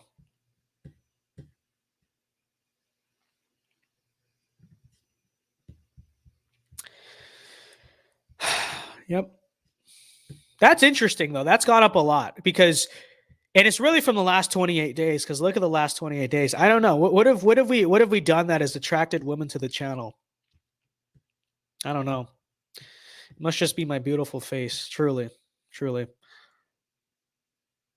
Speaking of women, how's the $500 deductible going? Yeah, came out of my pocket. Not fun. Not fun stuff, folks. Truly, She yeah. I don't want to talk about it. Okay? Truly. Jackson says, many don't know this. Vince is actually a lady killer in college. Speak for yourself, Jackson. Speak for yourself. Tater says YouTube. It says $5. He says YouTube wants to censor this. Do you think what's her name being appointed turned our justices further right? I hoped it would, and I think it did. What, ACB? You talking about Amy Coney? Oh, you mean KBJ? I thank you for the 5, by the way. I don't necessarily think that's true. I don't know. It's possible. I don't know. To me, I think it's just they just did something right for once. Because although I don't know, we've been getting pretty good rulings from the Supreme Court as of late, so I guess it's a possibility. I don't think it's a driving motive of someone like Clarence Thomas. Is it a driving motive of like Kavanaugh? Probably, less necessarily. But Barry says I found you through Insta. Oh, that's cool. We have our Instagram crossover viewers. Very, very epic. Very epic.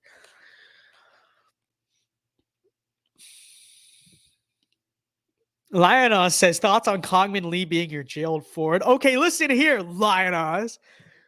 Romans 5:8. He's not going to be my Gerald Ford because he ain't replacing me. So true.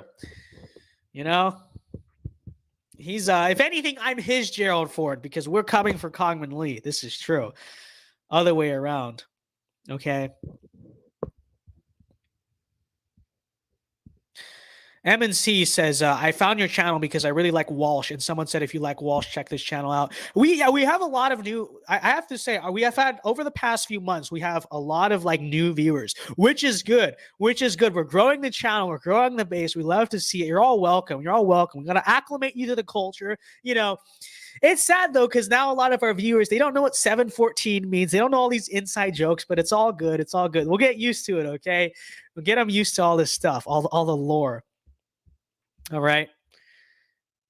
YouTube isn't a proper social media because we have long form content. This is true. This is the only social media I can use anymore. I have to say, people are like, why don't you use your Instagram anymore? It's like your biggest platform because the content on there, it hurts my brain. Like I need time to explain things. You understand? As my brain has gotten bigger, it's very arrogant to say it like this, but it's honestly true. Like when I was just starting doing content, Instagram was easy. TikTok was easy. I can't do this anymore. We need to explain. We need to go into stuff. This is so true.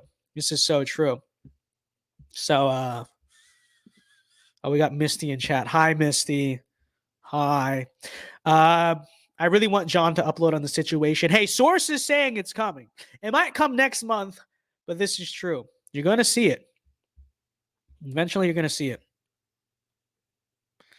The server says, Vince, I hate to break it to you, but maybe the woman percent of viewers going up may mean women think you are gay. That makes no sense, server. If anything, we know that when a lot of women, when it comes to politics, are driven greatly by attractiveness. Like this is kind of the JFK phenomenon, the Beto O'Rourke phenomenon, the Glenn Youngkin phenomenon. So I have to say, I don't think that's true at all. I don't think that's accurate at all. I mean, truly. And I have to say, a lot of the creators in the sphere on the further right that are suspected of being gay, women don't exactly watch them. So it really frankly, it's the opposite, server. You don't understand this, okay? That take is completely incoherent. I mean, truly. Tater says, thank you for the support tonight, by the way, Tater. Our super chats have been popping off tonight. We appreciate this. We're truly balling. I think they hear her arguments and end up polarized in their opinions, ultimately not holding their tongues as much. Yeah. I think she's definitely in many ways kind of broken. There's sort of like this fraternal nature of the Supreme Court where it's like, oh, we're all friends at the end of the day. I think her being like a communist has basically broken that. So that's interesting. So women like short kings confirmed. So true.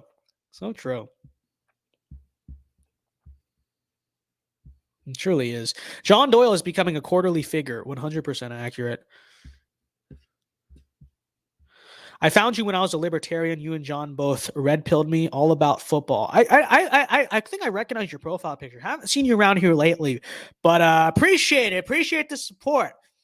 Long time no see, I believe, because I recognize that, but from a while. Base short kings. This is so true. Listen. Everyone's always like, Vince Dow is so short.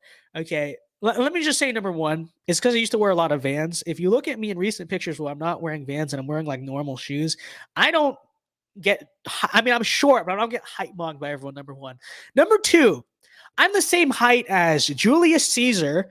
I'm the same height as another figure who maybe I shouldn't say, but I'm also the same height, I believe, as Pinocchio, I believe. It's like you look at 5'7", 5'8" to 5'9". I don't know how tall I am now, actually. I think I actually might have grown an inch, like unironically. But like, I'm like prime dictator height. I'm like prime Caesar height. Okay, if you are taking this into account, it's like, oh, you're so short. Yeah, well, I mean, most strong arm, powerful leaders in history were a little bit short. I hate to break it to you, okay? And I don't know why. I don't know what the phenomenon is. It's like, oh, they got bullied for being short their whole lives. I think I'm the same height as Napoleon too, by the way. I believe, you know. But regardless, so I'm just saying, you better watch your mouth. You better watch your mouth, because, like, what are you gonna do if I did become dictator of America? You know, and he made fun of me for being short all along. I don't know.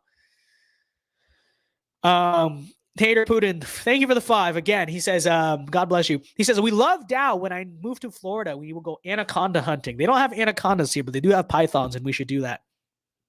You know, Vince really adding 7 inches. You're so funny. You are so funny. Okay.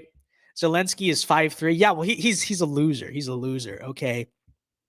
He's just short. There's some difference between being short and being dictator height. I'm dictator height. Okay. So fear me. I'm truly powerful. This is true. I think Vince has a Napoleon complex, guys. Or Neapolitan. Did you mean to say Napoleon? Or you mean to say Neapolitan? Okay. 5'8" is average though, right? That's not short. Yeah, people are coping. People are coping about my height. This is true. I never said I was tall. But at the same time, I'm the same height as like Julius Caesar and like many other great men of history, okay? This is true. 50% of his audience are millennials. Well, honestly, I think it's also like people who lie about their age, you know? They say they're older to like, or they said they're older years ago to, you know, basically. Vince, I'm literally 3 feet taller than you. This is not true. I've literally hung out with you in real life. Very funny. Very funny. So,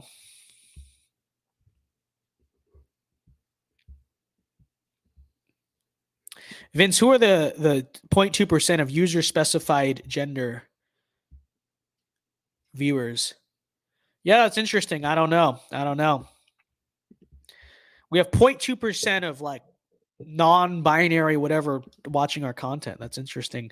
Tater Putin says there's anacondas in Florida. I did not know this. They're considered to be an invasive species, and there's a bounty out against them. Wow. Everything's coming to Florida now. You know, these just people, they just keep like iguanas. I was in South Florida. The iguanas are everywhere. Okay. And it's actually good to kill them. You're supposed to kill them because they're invasive species and they're everywhere. I tried to kill one. Funny story. Okay. Me out here thinking, okay, dude, what if I just like curb stomped it? Okay. I tried to do this in a mall parking lot. I was like, what if I just curb stomped an iguana? Okay. People are going to say, you're so mean. No, you're supposed to do it. They're an invasive species. The state of Florida literally pays people to kill iguanas. It's a reward. Like, you're supposed to do it. Okay. So don't come after me for, you know, doing actually a good thing, a patriotic thing. But I didn't realize how fast they were. I was literally like, I'm just going to jump. And what if I just stomped on its head right now? Yeah, it's good. I didn't come anywhere close. They very easily evaded me. This is true. I got curb stomped back. This is true. The iguana unironically curb stomped me, and then he choke slammed me, and then finished me with a tombstone pile driver. And it was a 1, 2, 3. It was a count out. It wasn't good. Vince now murdering animals. Take it out of context. It's not murdering animals. It's an invasive species. You're supposed to do it. Okay, this place sells iguana tacos in Fort Lauderdale. I low-key want to try that. You get like $50. Okay, we're killing anacondas. Jackson, if you're watching this, we're going to go kill anacondas, unironically. We are doing this, okay? The iguana made Vince shorter. This is true. It's true. The tombstone pile driver ruined my spine. unironically. Noah Boyd says Vince Dow nationalists have better odds of finding a wife than the average loyalist, and certainly than the growers. I agree with this. I mean, I think there's fair enough overlap to say I don't know. I think the Doylists are in pretty good condition too, you know. But if this is a competition, this is it's kind of true. It's kind of true. I don't know. Is it a competition now? I feel like there's overlap. Grapers have negative odds, so that's easy. I mean, I'm not talking about that part of it, okay? Opinion on Doyleism. We love Doyleism. We love John Doyle. John Doyle's a king. He needs to upload more, but he's a king. He truly is. Vince Dow trying to Mario jump on lizards. No, literally, that's what I was trying to do. Didn't work. They're so fast. Because I was trying to like, okay, we'll sneak up on him, you know, kind of lift in the air. It's just stupid. But you know, they just ran away way too fast for that. Okay. Oh, good God Almighty! He just hit that lizard. So true. So true. I tried. You know, these guys are like they're like Rey Mysterio. They're just too fast, high flyers. Okay. Truly. Opinion on Elijah Schaefer smoking Cuba Cubas like he's 12. I don't even know what those are. What's a Cuba Cuba? Let's go. So true. We need to go anaconda killing. Randall Brock says, can we get a panel discussion with Vince, Red Eagle, and Doyle? We did an event together once. Actually, twice. We did 2 events together. I have a vlog of the 3 of us if you guys want to watch that. It wasn't the best vlog, honestly, but yes, this is doable. Okay. This is doable. John is not uploading for the same reason for the same reason Trump is late to rallies. That's kind of true. It's kind of a cope, but it's true. I'll go along with it. Okay. I will. I'll accept this. 3 events to be. Actually, that's true. Yeah, APS 1. I forgot about that. Al Carbo says, Vince, would you ever date a lizard? No, I would not, but Jackson would. Insider joke. Haha. What did that mean? Jackson says we need to go squirrel hunting in North Florida. Yeah, we will. It's the John Doyle holiday today. So true. 627. Nobody knows what this means. It's true. It's the day John Doyle did John Doyle things. Real.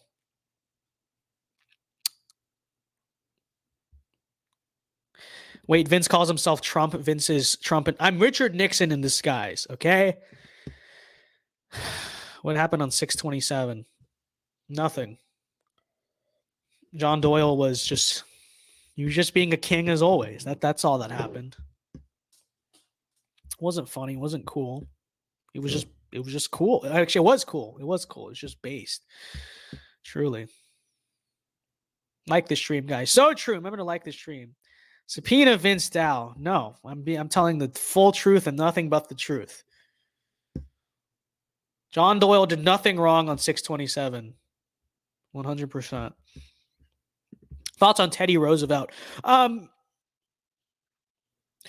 think there's part of him that's a little slightly overrated in the sense that people act like he's like the greatest president. I don't agree, honestly, with everything Teddy stood for or did, because there are genuinely some progressive aspects of Teddy Roosevelt. But with that said, I generally have a generally favorable opinion of him.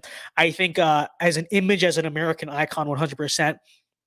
And I think his approach to power, the bully pulpit approach to power and politics, and, you know, standing up to like institutions at the time, it wasn't corporate America, but like big business. I think conservatives could learn a lot from that. Conservatives could do a lot to emulate that. You know what I mean? So I generally am a fan of Teddy Roosevelt. Honestly, if you want to go through, oh, he did this and that, it's not really about that. It's more so, and this is the same thing with like Huey Long. It's less so, I think, that in their historical legacies, less so about like, well, they did this or that. It's more so a big picture. You know, I would argue about what they kind of represent, what they stand for. And I think what they stand for is kind of like a powerful populist approach to power that can be utilized to use the bully pulpit of the executive office to enact policies for good. I think you could argue in many ways Trump kind of carries on that legacy, and Ron DeSantis he kind of does too, of Huey Long, you could say. So in that sense, I'm a Teddy Roosevelt fan. I think he did some good stuff, entirely with some of his like progressivism, but that's how we should view. I think we should have like a positive view, at least of his image. July 4th is on a Monday this year. Commie conspiracy. No. Actually, it just gives us. It's not a commie conspiracy would be to put it on a Wednesday. It's on a Monday. You get a 3-day weekend. I'm not complaining. Okay, I'm not complaining. Truly. The last conservative that used government power for good was Joe McCarthy. The man is an unsung hero. Joe McCarthy is an unsung hero. This is true. I wouldn't say he was the last one. I think Nixon tried it to some extent. Trump tried it to some extent. DeSantis, I think there are people who have done it. But yeah, I agree. Joe McCarthy truly is an unsung hero. 100%. Because, this is one of the things that unironically we need to normalize in American history. Joseph McCarthy was a hero. And to anyone who looks around and says, what? Who told you that Joseph McCarthy was a villain? Yeah, literally liberal history, liberal historians, Actually, there's a book by M. Stanton Evans that I've been meaning to read on McCarthy. But it's like, how can you look at modern America today and not see Joseph McCarthy? Like, as a conservative, I understand why liberals hate the guy. They hate the guy because he unironically was trying to stop them, okay? But how can you look at the country we have today where cultural Marxism unironically has taken over the institutions, a more subtle but very clear Marxist ideology has taken over the government, the institutions, the culture, and the country. And, we know where this originates from. It originates from things like the Frankfurt School and kind of the long march of the left. How can you look at the state of the country and look at everything that has happened and not say that Joseph McCarthy was 100% vindicated? And he was a hero he was a patriot who cared about you and was trying to save our country from the inevitable that happened. I genuinely cannot see how any conservative on planet Earth can have a bad view of Joseph McCarthy in history. Cannot look at the guy and say, that guy was a hero. That guy was a patriot who was trying to save this country from something that was real and absolutely happened, and he was vindicated. He was vindicated by the fact that once he got taken down, what happened? They did take over the country. They did infiltrate all the institutions, and they were doing it in the 1950s. He was not paranoid. He was not schizophrenic like, so many newspapers and stuff point him out to be. No, he got it. He knew what was going on, and that's precisely why they took him down. This is so true. He was right. He was vindicated. He's an American hero. And quite frankly, cry harder, libtards, truly. When we retake power, we are building statues of that man. We are building statues of Joseph McCarthy. He will be remembered as a hero in history, as a patriot who was slandered by the evil enemies of the United States. And this is so true. This is so true. And this is how we're going to remember him in history. And anything short of that is frankly inadequate. Because Joseph McCarthy truly was a hero. Okay, and yes, it's so true. We need to bring back McCarthy hearings. It's so true. We need a neo-McCarthyism that purges all of the current Marxists from this government and our institutions and our academia. It's so true. It's so true. And I don't see how any human being who's a conservative can advocate. McCarthyism is so bad. Well, I've heard like Fox News commentators say like, what liberals are doing is the new McCarthyism. It's like, no. I understand that they're paralleling it, but stop pretending like McCarthyism was a bad thing. We need to normalize the concept of McCarthyism. I mean, truly, McCarthy was a hero. He made Eisenhower mad. That was his downfall. So true, 100%.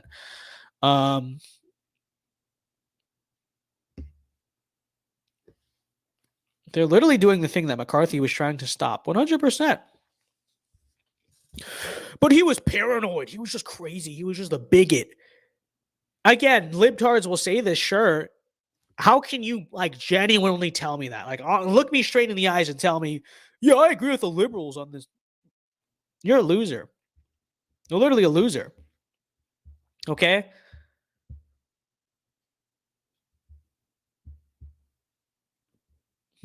So, Tater Putin, thank you for the $10. Thank you for all the support tonight, guys.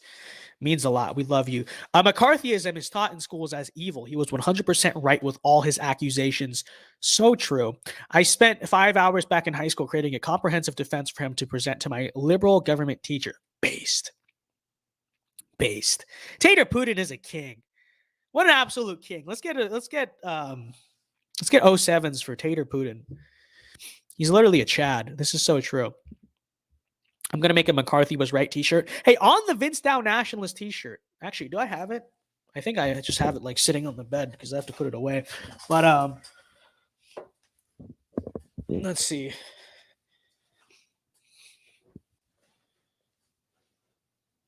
Do I have it on here? Let's see. I guess no, that's not it. Okay. Never mind. It might be in the closet, actually. Maybe I was responsible and put it away.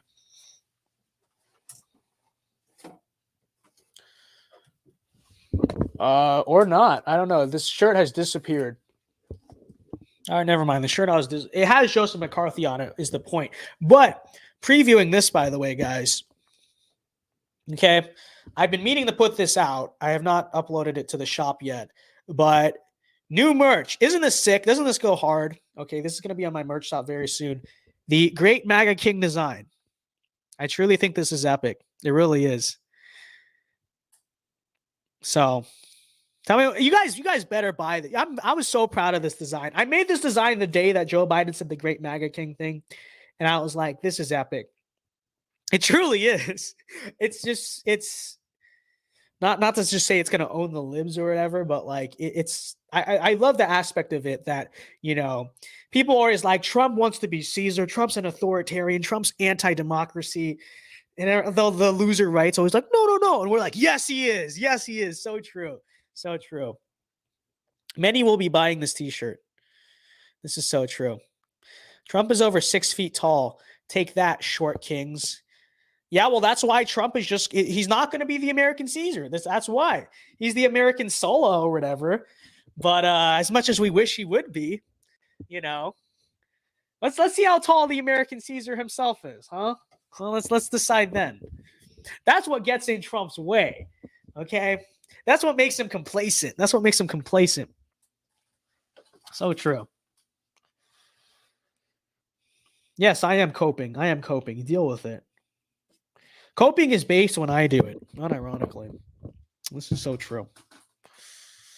So,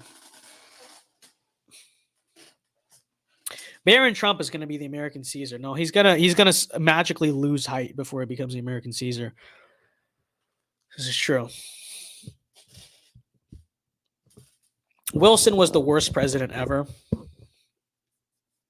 Monsieur Z actually has a good video. Like, Wilson was not a good president, but basically explaining how the whole Wilson hate is a little bit overblown. If I'm going to be honest, when you look at the course of American history, I have to say the worst presidents ever are probably JFK and LBJ. Like, the combination of those 8 years, the 1960s, changed this country forever for the worse. You know, if Nixon won in 1960s, it would be a very different country today. You look at all the liberal policies they enacted on immigration, and you look at what the court did during that decade too. You know, the 1965 Immigration Act, the Voting Rights Act that is ridiculous and should be repealed. Something else. You know, many of these things. It's so true.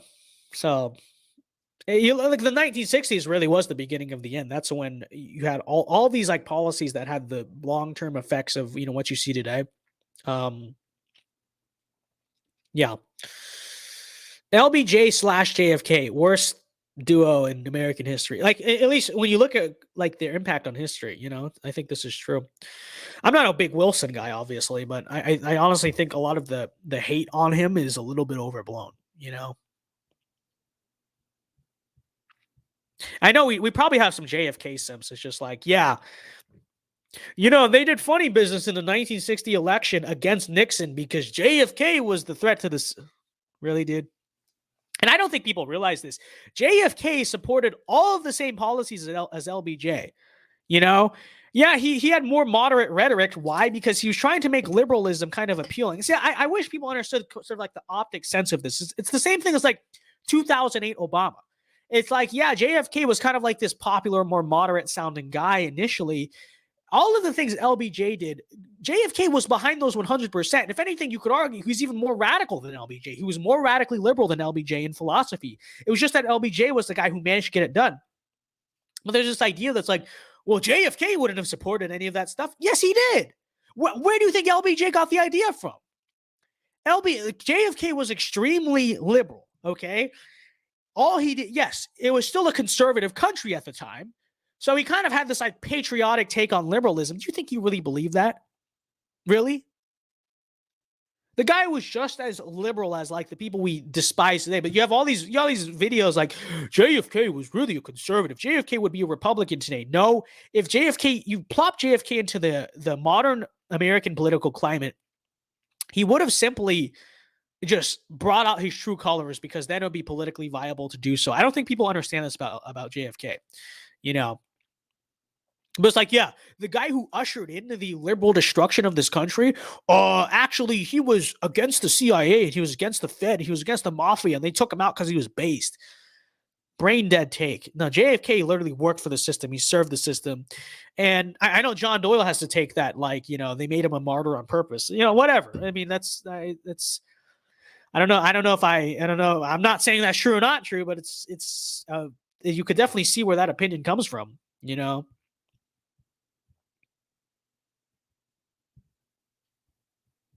So he had to be two-faced. Liberalism came into the country like a Trojan horse. 100%. 100%. You know, LBJ copied JFK's policies 100%.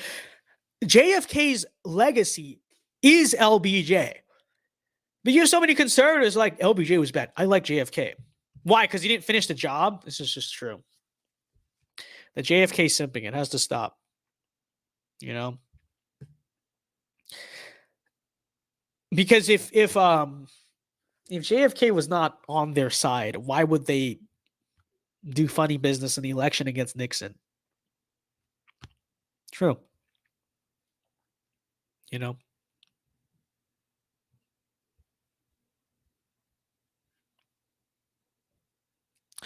If Nixon won in 1960, America would be so much better off. This is so true. So many missed opportunities. Nixon in 1960.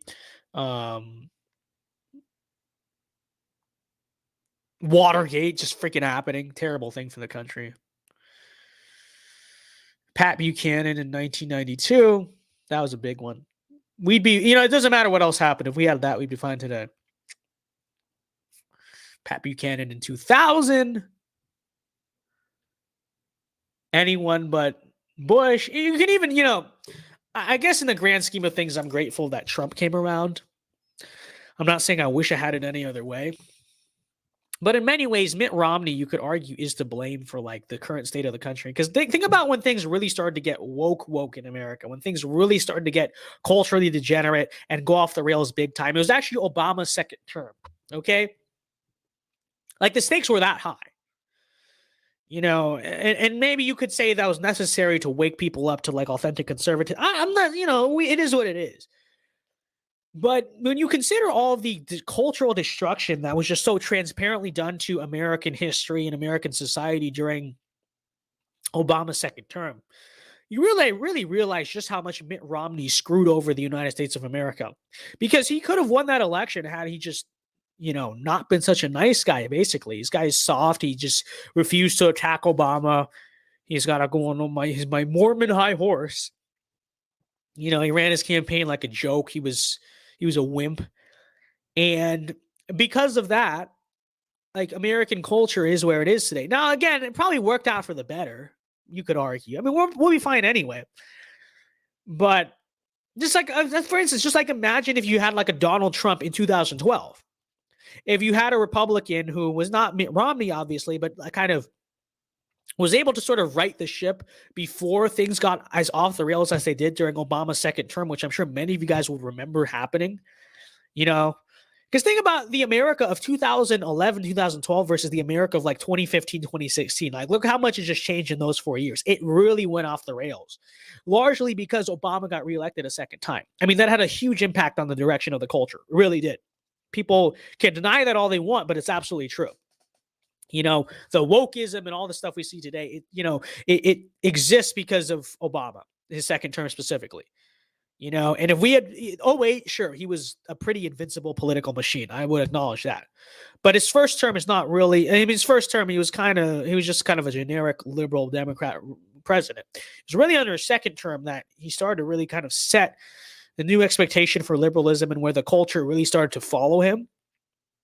And you have Mitt Romney to blame for that. So it's not just that, like, Mitt Romney was a loser. He lost the election in 2012. No, this guy single-handedly, by being derelict of duty when it came to running a solid conservative Republican campaign that actually went after Obama, this guy, you could argue, single-handedly screwed over this country into the culture you have it now as compared to 2011, 2012. You can thank Mitt Romney for that directly.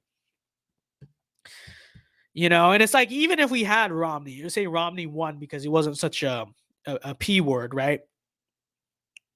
Even then, maybe we don't have the wake-up call that we need, but imagine where the culture would be today. It wouldn't be near, like, we would not have to be defending our kids from child drag queens quite yet,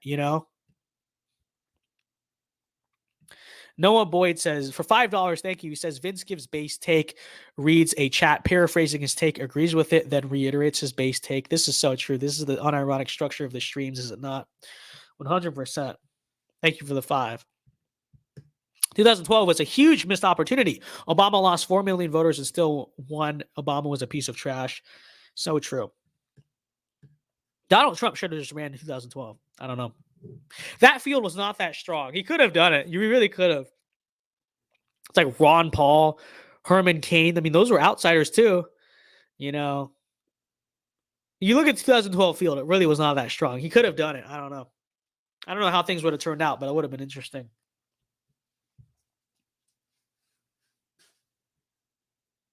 So, Herman Cain would have been epic, but he got fake rape allegations. This is true. He would have been a pretty decent president, but instead, Mitt Romney, he took down my African American. Look at my African American over there.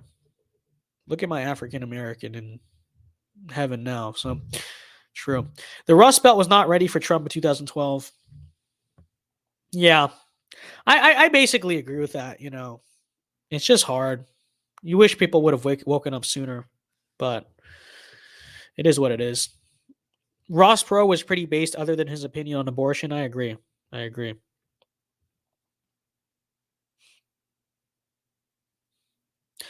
Cain was, Herman Cain would have won that general election too. It's sad.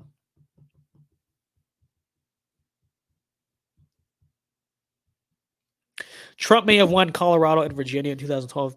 Yeah, this is true.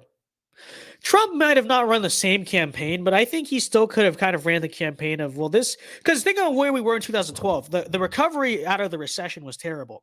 Trump could have still done the whole businessman, like, I'm going to fix this economy type of thing. You know what I mean?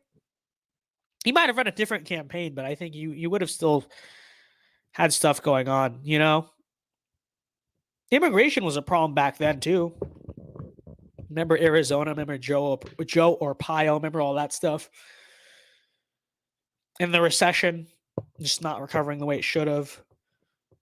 Even back then, people were like, "Osama's dead. Why are we still in the Middle East?" So I honestly, it could have happened,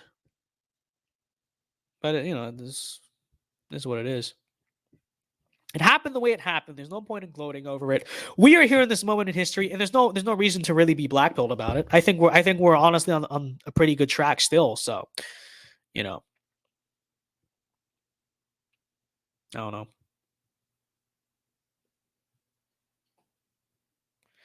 VinceDao, thoughts on Arizona passing school choice? I don't have a complex take on it. I think it's a good thing. I'm glad to see it. I don't know what else to say besides that. It was good. It was good, though. Ohio was so ready for Trump for years. That's also kind of true. It's not like the problems that the Midwest had magically propped up in 2016. They were around for a while. We love Joe Arpaio. Joe was zero tolerance on crime.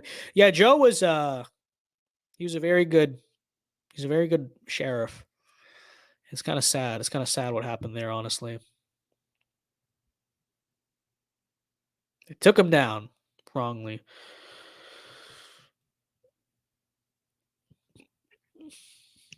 Thoughts on the Carrie Lake BS going on? She apparently took a picture with a drag queen once. In my opinion, it's a much more mild version of the Cawthorn thing. Yeah, that's honestly a big nothing burger.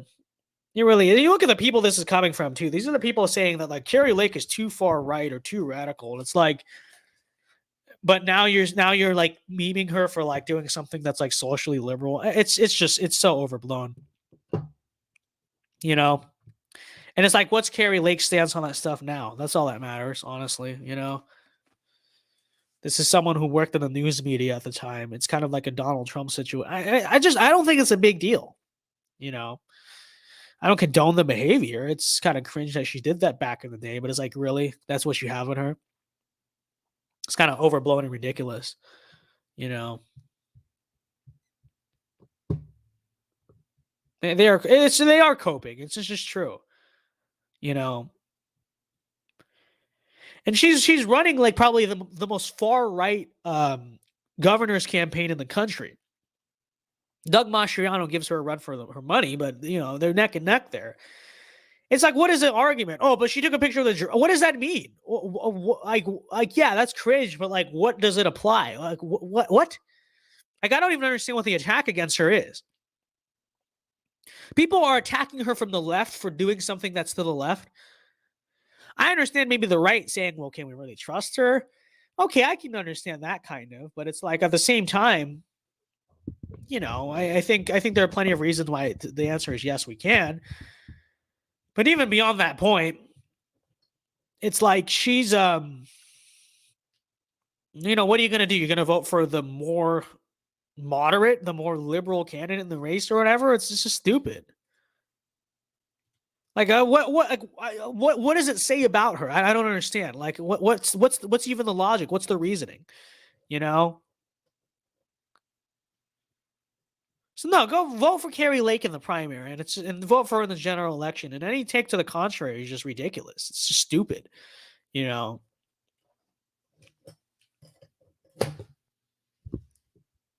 Exactly, it's the same thing as Trump. It's and you know, it's like it's not like what is she? She took a picture with like a drag queen.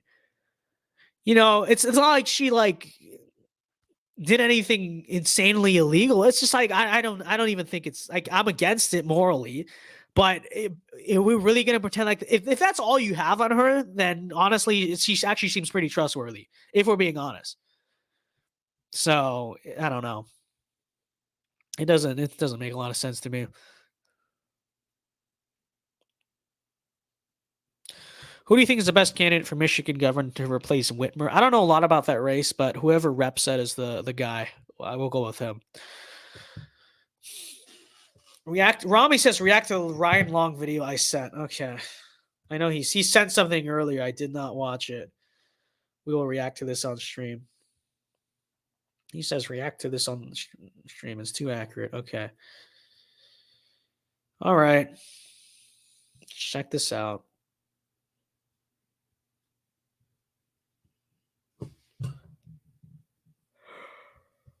Red Eagle says Tudor Dixon. That's the guy. Okay, then we'll go with Tudor Dixon. Thoughts on BJ Penn running for as a populist for the Hawaii governor? I remember BJ Penn from UFC 2 because in middle school, I remember I used to always look at him and be like, haha. His name is BJ Penn. That's hilarious. But I don't know. I don't know anything about his campaign, but that's kind of cool that he's doing that. And if he's relatively passable on the issues, I am behind BJ Penn. Let's do it. BJ Penn for governor, real. I don't know about his campaign, so I don't know. But now, Cody, I know that you and your friends have been getting okay. Rami wants us to watch this, boys. I bought this bag of heroin because I want to make sure it's clean, and I'd rather you do it around me than someone else. Oh my God! Wow! Oh my God! Apparently, this is Californian dad versus immigrant dad. I don't know. Rami wants us to watch it. Want to smoke? My son wants to smoke grass. I call the cops right now. Nargis, give me phone. Our son is criminal. Give me 911. 911. General arts degree. I mean, I think that sounds great. You know, sometimes it takes till you're 55 to figure out what you want to do. I mean, I still don't know. I cannot give you $80,000 for you to be poor and stupid. You will have to take about 400 grand. Okay, Rami, so Rami's dad is like this. Yes, Rami's dad is very much like the immigrant dad, freaking Lebanese, Middle Eastern. This is not what my dad is like, okay? This is an insult to my dad. Is this supposed to be comparing our dads, Rami? Oh, that's your California dad. Dude, my dad is like a real American patriot, okay? He really is, okay? If you ever met my dad, many would be like, damn, this guy is almost arguably a little bit off the rails when it comes to like being based and stuff. So it's just like, but yes, this is actually what Rami's dad is like. That is very true. Okay, these people are saying this is boring. We don't have to watch it. I wanted to see what it was. Do you know how to drive stick shift? You're gonna call me cringe, but I don't. I don't know how to. I never learned stick. But cars like that don't exist anymore. I kind of wish I did though. It looks fun. So my dad is Californian in name only. This is true. Well, he's like Southern California, and he's like, there are parts of Southern California that are still very conservative. People forget what the state used to be. Simi Valley, even parts of Orange County. Definitely is that kind of dad. That kind of like Republican dad. That's honestly him.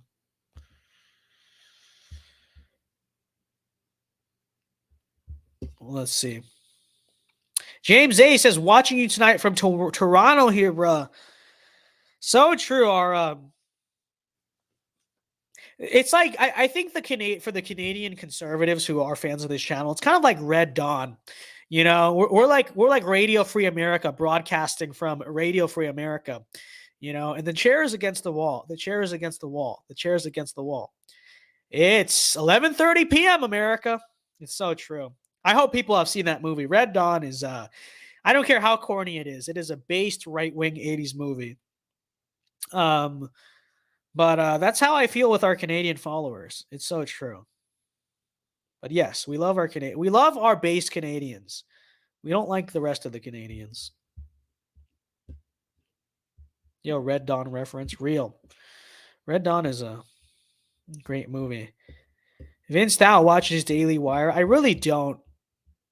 But they always all my recommendations are always Daily Wire or Fox News. I get okay, Real American, like, okay, there's like a friend of ours. Reformed Wiki. I watched a lot of his videos yesterday, so that makes sense. Football stuff. Ben Shapiro ranks the left. Is there a tier list? That looks like an interesting tier list. Okay, Kino Casino. Yeah, this actually isn't as bad because a lot of times I get all Fox News, and it's like I never even watch Fox News. So right now, my recommendation is actually more indicative of like what I actually watch. It's kind of based. But yeah.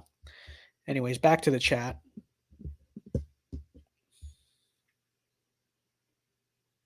A lot of Canadians are based. They get scammed by our The Canadians who are based are the ones who are into American politics. Have you ever noticed this? I think this is the problem with some of you Canadian conservatives is like the Canadian conservatives who get it, they're more vested in American politics than Canadian politics, which is fine because like we appreciate the help, but like I feel like to some extent you got to turn your own country, you know? Even in like commentary, you know, they're always commentating over like American politics, never Canadian politics. It's true. So Knowles is base. Yeah, I like Michael Knowles. I like Matt Walsh. I'm cool with them. I'll be fair and say I don't watch all like a substantial portion of their content because people are always like, whoa, but he said this and that. It's like, I don't know. From what I've seen, I like them. Okay. And I will say Michael Knowles in 2018, 2019 was the person who actually snapped me out of my libertarian phase. So that's based on its own. Okay. Truly. Vince, watch the Freedom Tunes video. So Felice, okay, fine.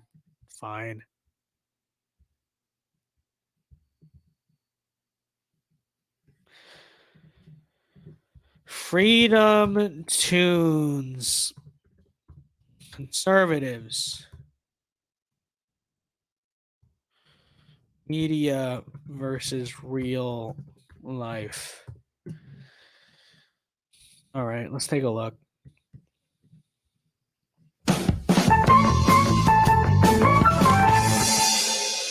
The schools just told kids that racism So true. exists. You know what that means? Time for an insurrection!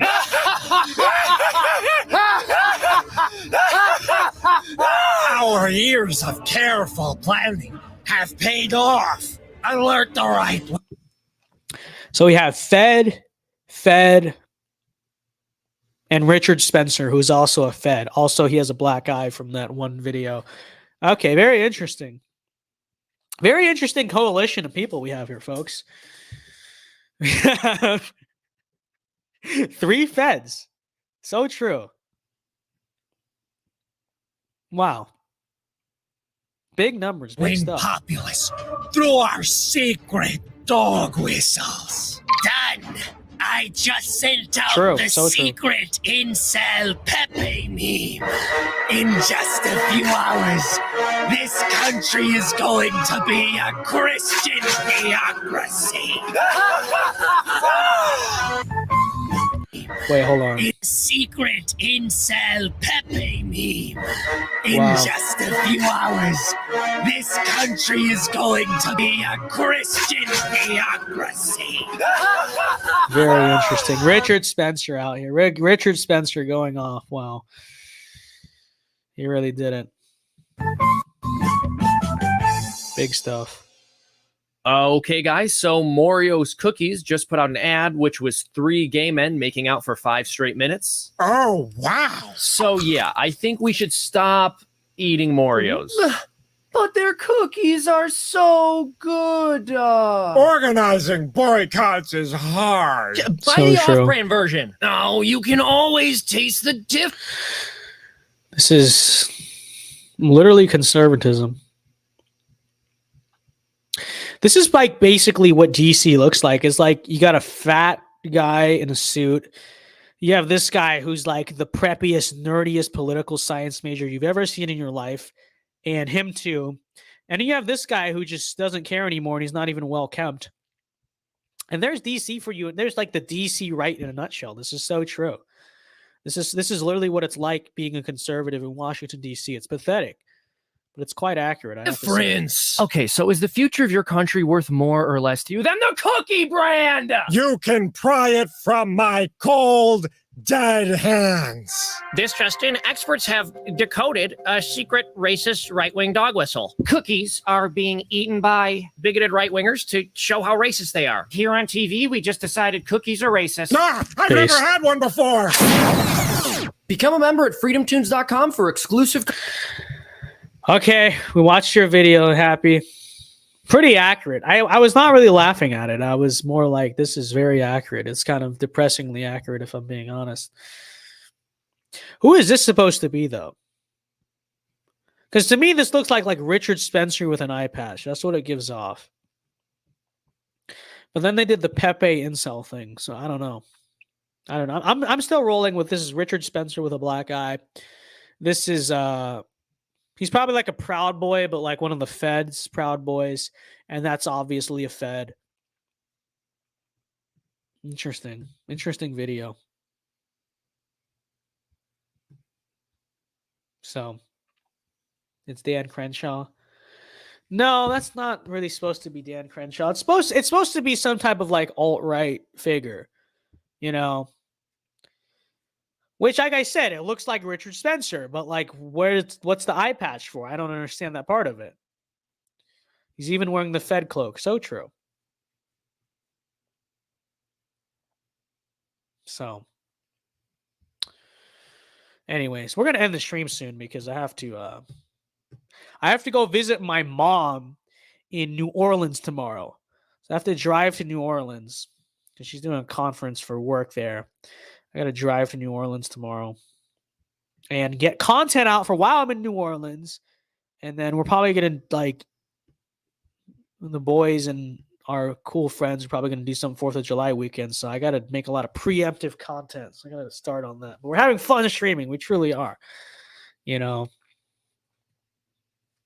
Mama Dow nationalism real. You guys are East Coast, so it's late there. It really is. I've gotten used to it. I've gotten used to ending streams past midnight, but I try to not keep people up too late. Sometimes what are you going to do? We're having too much fun. We really are. We really are.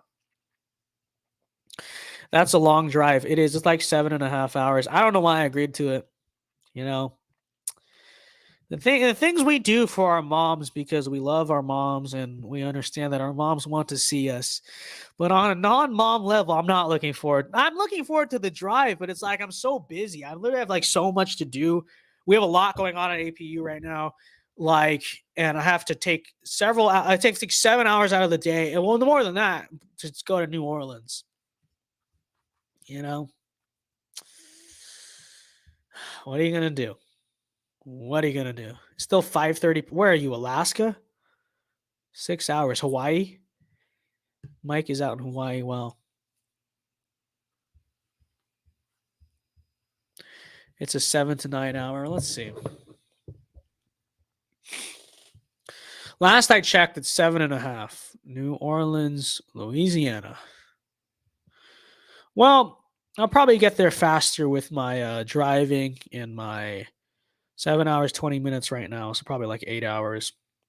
Between my driving and my radar detector, which I always obviously only use for responsible purposes, we'll beat the ETA a little bit. Trust the plan. Trust the plan. We will. We are ETA beating nationalists, truly. So,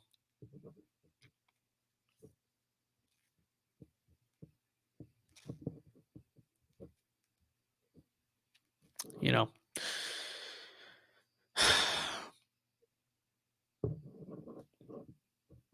How could you? Apparently, people are saying Ben Shapiro thinks Trump has little influence on the GOP.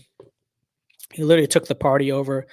Yeah, that's ridiculous. Oh, Trump has no influence on the GOP because his few his endorsements lost. It's like, okay, then let's see what happens in 2024. You know, run your Nikki Haley or your Mike Pence. Let's see who really controls this party. Ridiculous. I can't believe people believe that. I don't know what Shapiro has said about that, but people in general who think that, it's just Trump literally is still the main man in the GOP. Okay. And people actually think DeSantis, yeah. I mean, here's the truth. I like DeSantis, but if DeSantis had to run against Trump, or DeSantis tried to run against Trump, he'd get destroyed. And few people are ready for this conversation, but it's true. So, Vince, do you endorse Michael Leone for Tennessee? I endorse Michael Leone for American Caesar. I think Tennessee's first district is a little bit selling him short, truly. Why are you Michael Leone here? So,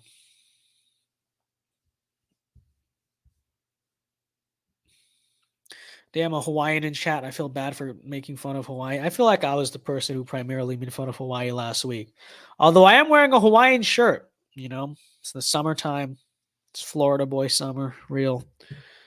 But James A says, does anyone know anything about the whole Jesse Lee Peterson being gay and stuff? I heard about that. I don't know. It's just weird. I don't know a lot about JLP. I mean, honestly, I watched his content a few times and I liked it, but I don't know beyond that. I heard about those allegations, though. I don't know what the deal is there. Very interesting stuff. Great take on your recent Trump versus. Thank you very much, Bullet Films. I appreciate that. I'm not Hawaiian. Never mix up those who live in Hawaii versus Hawaiians. That's how you get beat up. This is true. The Hawaiians are lazy, useless people. But people who live in Hawaii sometimes can be good. This is absolutely true. I always found JLP's theology questionable. Yeah, again, I don't know. I don't know a lot about that, but I've heard some weird things. Yeah, like how he doesn't believe. What is it? He doesn't believe he believes in like revelation over scripture. Like I don't know. Whatever.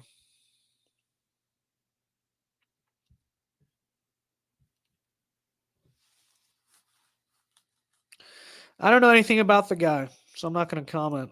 Who knows? The JLP allegations are a psyop. Could be. Might very well be. I don't know. Isn't JLP married? I don't know. Do we buy the whole thing that he's a closet homosexual? I don't know. Probably not. I don't know. I don't know. I don't really know anything about him enough to say. Who is JLP? JLP is Jesse Lee Peterson. I don't know.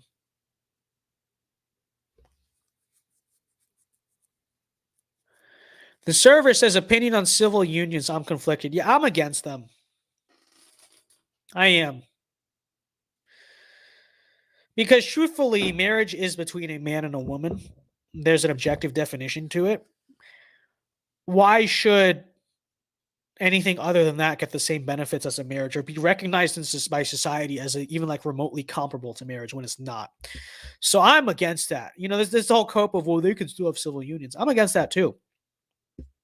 You know, because why should they even remotely get any sort of like similar legal recognition that's like a parallel alternative to marriage when like I think that's a cope in itself. It's like an L in itself, you know. So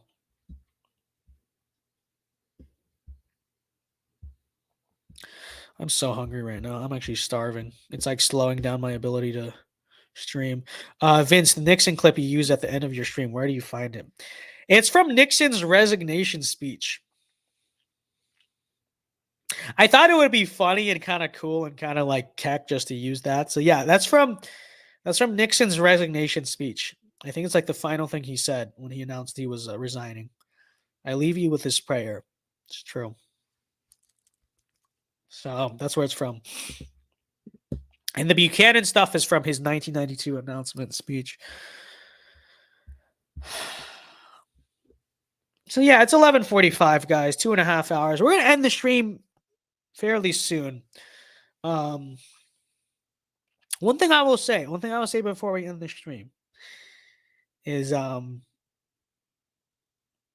know, I think this is more of a personal thing for me. Let me. It's easy to get caught up in the day-to-days of politics. I feel like as a commentator, it happens a lot more. Like my first reaction, honestly, with Roe v. Wade wasn't even like, if I'm being honest, it wasn't even celebration. It was like, gotta make content. Let me put out a graphic, put out a statement. Okay.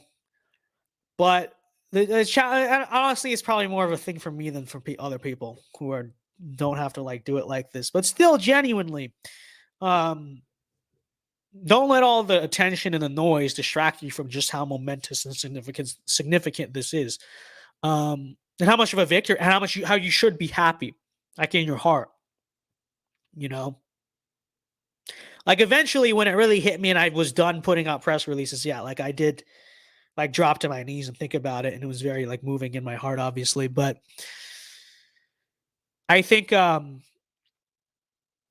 something like this, that's very important, is to just remember like what's really happening. It's not that we're owning the left. It's not that like, oh, the horrors don't get to have. No, it's the fact that like millions of babies, literally the most innocent people in our society, those who have not sinned, those who have done nothing wrong, they are totally innocent. You know, and they've been slaughtered in the millions for generations. That's what's most fundamentally what's happening here. It's not even like cultural victory for the right, horrors owned, whatever. Not the first way to think about it. The first way to think about it is literally that like one of the greatest evils that happens in our societies is gone, and you know, angels in heaven are rejoicing. Life is being renewed. Life is being defended. It's a beautiful thing. It really is. And just remember that. Be happy. Be white-pilled. It's so true. It's so true. So, you know, that being said, ladies and gentlemen, I will say this one last before we formally end the stream. With that said, understanding our victory, then further understand that, like, you know, I don't think there's a reason to be blackpilled. There really isn't. You look at, because I've thought about this too. 2021, if you want the back of my mind, I mean, I was obviously going to stand there and fight. I was doing everything I could. In the back of my mind, I always thought it's over for this country. The writing was on the wall. Look at what we've seen in 2022. You know, like maybe God still does still have a plan for America, because every like victory we're seeing, the collapse of Joe Biden, the collapse of the regime, Elon Musk buying Twitter, you know, the Roe v. Wade, the biggest thing. We're back. We still have the window to do this, so be optimistic about it. It's so true. It's so true. So, let's see what Chad is saying about that. That was fairly incoherent. It came from the heart, though. It is so true. But, you know, remember to thank God for all of our victories. I will say that. Remember that they only come from him. You know, Trump had a great quote on this. It's so true. You know, it wasn't his decision. It wasn't the court's decision. It was God's decision. And that's great. God is so good. God is great. He really is. Tater Putin says $5. Says 7-hour drive. Hope this covers 10 miles. Thank you very much. What a generous king. Literally on like, you know, Mother Teresa levels right here. No, thank you, Tater. I appreciate it. I truly do. Christ is king. It is so true. God is so good. And Lord, truly, we thank you. We thank you for giving life, allowing life to have a chance in this country again. We truly do. So, yeah, with that being said, yes, God is still in charge. So true. Thank you very much for watching, folks. Wish me luck on my drive to New Orleans tomorrow. I'm not looking forward to this. Okay, I've never made the drive before, so I'll say I always look forward to a new drive, but by myself, it just when I have stuff to do, it's not going to be fun. Wish me luck tomorrow. Yeah, thank you very much for watching. Praise God, praise Jesus Christ. Alpha moves only. God bless and peace. In leaving it, I do so with this prayer. May God's grace be with you in all the days ahead.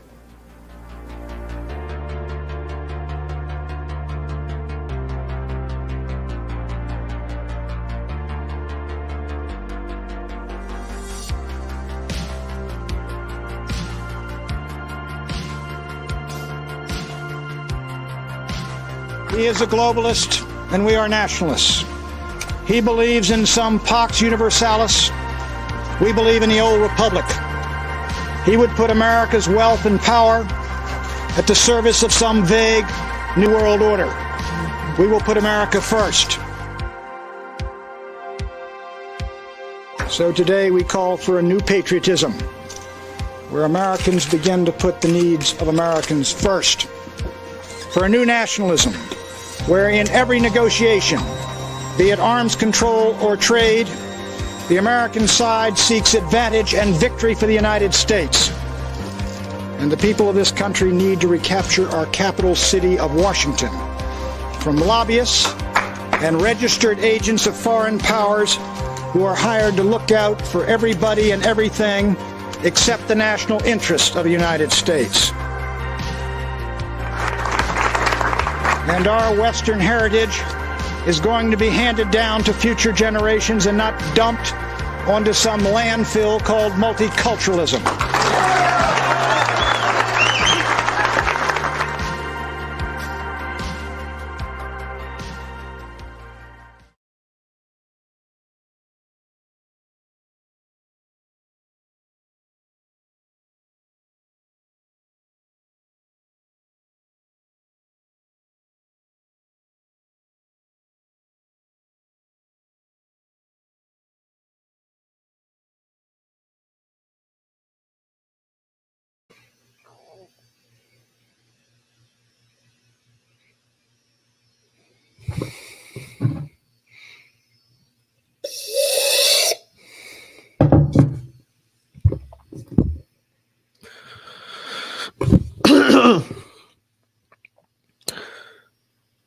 John